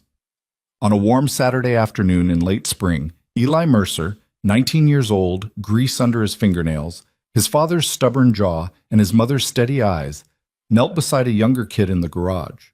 The kid was 12. His name was Marcus. His father had died in a construction accident the previous year, and his mother had brought him to the clubhouse because someone at the hospital where Claire worked had told her about a group of men who helped families that the system had forgotten. Eli showed Marcus how to gap a spark plug, patiently, carefully, the way Wade had shown him, the way Mason never got the chance to. Claire stood in the garage doorway watching. Behind her, the covered patio held the remnants of a lunch that Briggs had cooked and everyone had eaten. Beyond the patio, the gravel lot held a row of Harleys gleaming in the afternoon sun. And beyond the lot, the mountains rose into a sky so blue it looked painted, the kind of sky that Wyoming produces when it wants to remind you that beauty and harshness are not opposites, but partners, two sides of the same landscape, inseparable and permanent. A Harley rumbled to life somewhere in the lot, then another. The sound rolled across the property like low thunder, the same sound that had terrified Claire on a rainy night at a gas station years ago, the sound she had associated with danger and death and the leather-clad strangers who had taken her husband from her. She listened to it now and felt something she hadn't expected and couldn't name precisely, though it lived in the same region of her chest where grief had resided for so long that she'd assumed the space would always belong to pain. It wasn't happiness. It wasn't peace. It was something more honest than either. The recognition that the world was still hard, and the scars were still visible, and the people she loved were still damaged in ways that would never fully heal, but that they were here, present, showing up, doing the work of staying when everything in their histories had taught them to leave. The engines idled in the sunlight. Eli's voice carried from the garage, patient and steady, guiding a 12-year-old's hands through the small, precise movements of a task that didn't matter at all and mattered enormously. The act of teaching someone younger that broken things could be fixed, that machines responded to care, that the world would hand you tools if you were willing to learn how to use them. Claire turned from the doorway and walked back to the patio where Garrett was sitting with his coffee, his trembling hand resting on the table beside a photograph he'd been carrying in his wallet. Not Mason, but his own daughter, the one he'd lost to illness 6 years before all of this began. He looked up when Claire sat down. Neither of them spoke. The sun moved across the table between them, warm and indifferent, illuminating the scratches on the old wood surface like a map of everywhere they'd been. The scars never vanished. The grief never disappeared completely. But somewhere between the roaring engines, the late-night diner coffee, and the silent loyalty of men in leather jackets who had failed everyone they loved and refused to fail again, somewhere in that space, The Mercer family had found the thing that Mason had died trying to protect, and Keith Raylan had spent years trying to steal. Not safety. Safety was temporary. Not justice. Justice was slow and imperfect and arrived in courtrooms where people in suits argued over paperwork. Home. The kind that sounds like thunder when it arrives and stays long after the storm passes.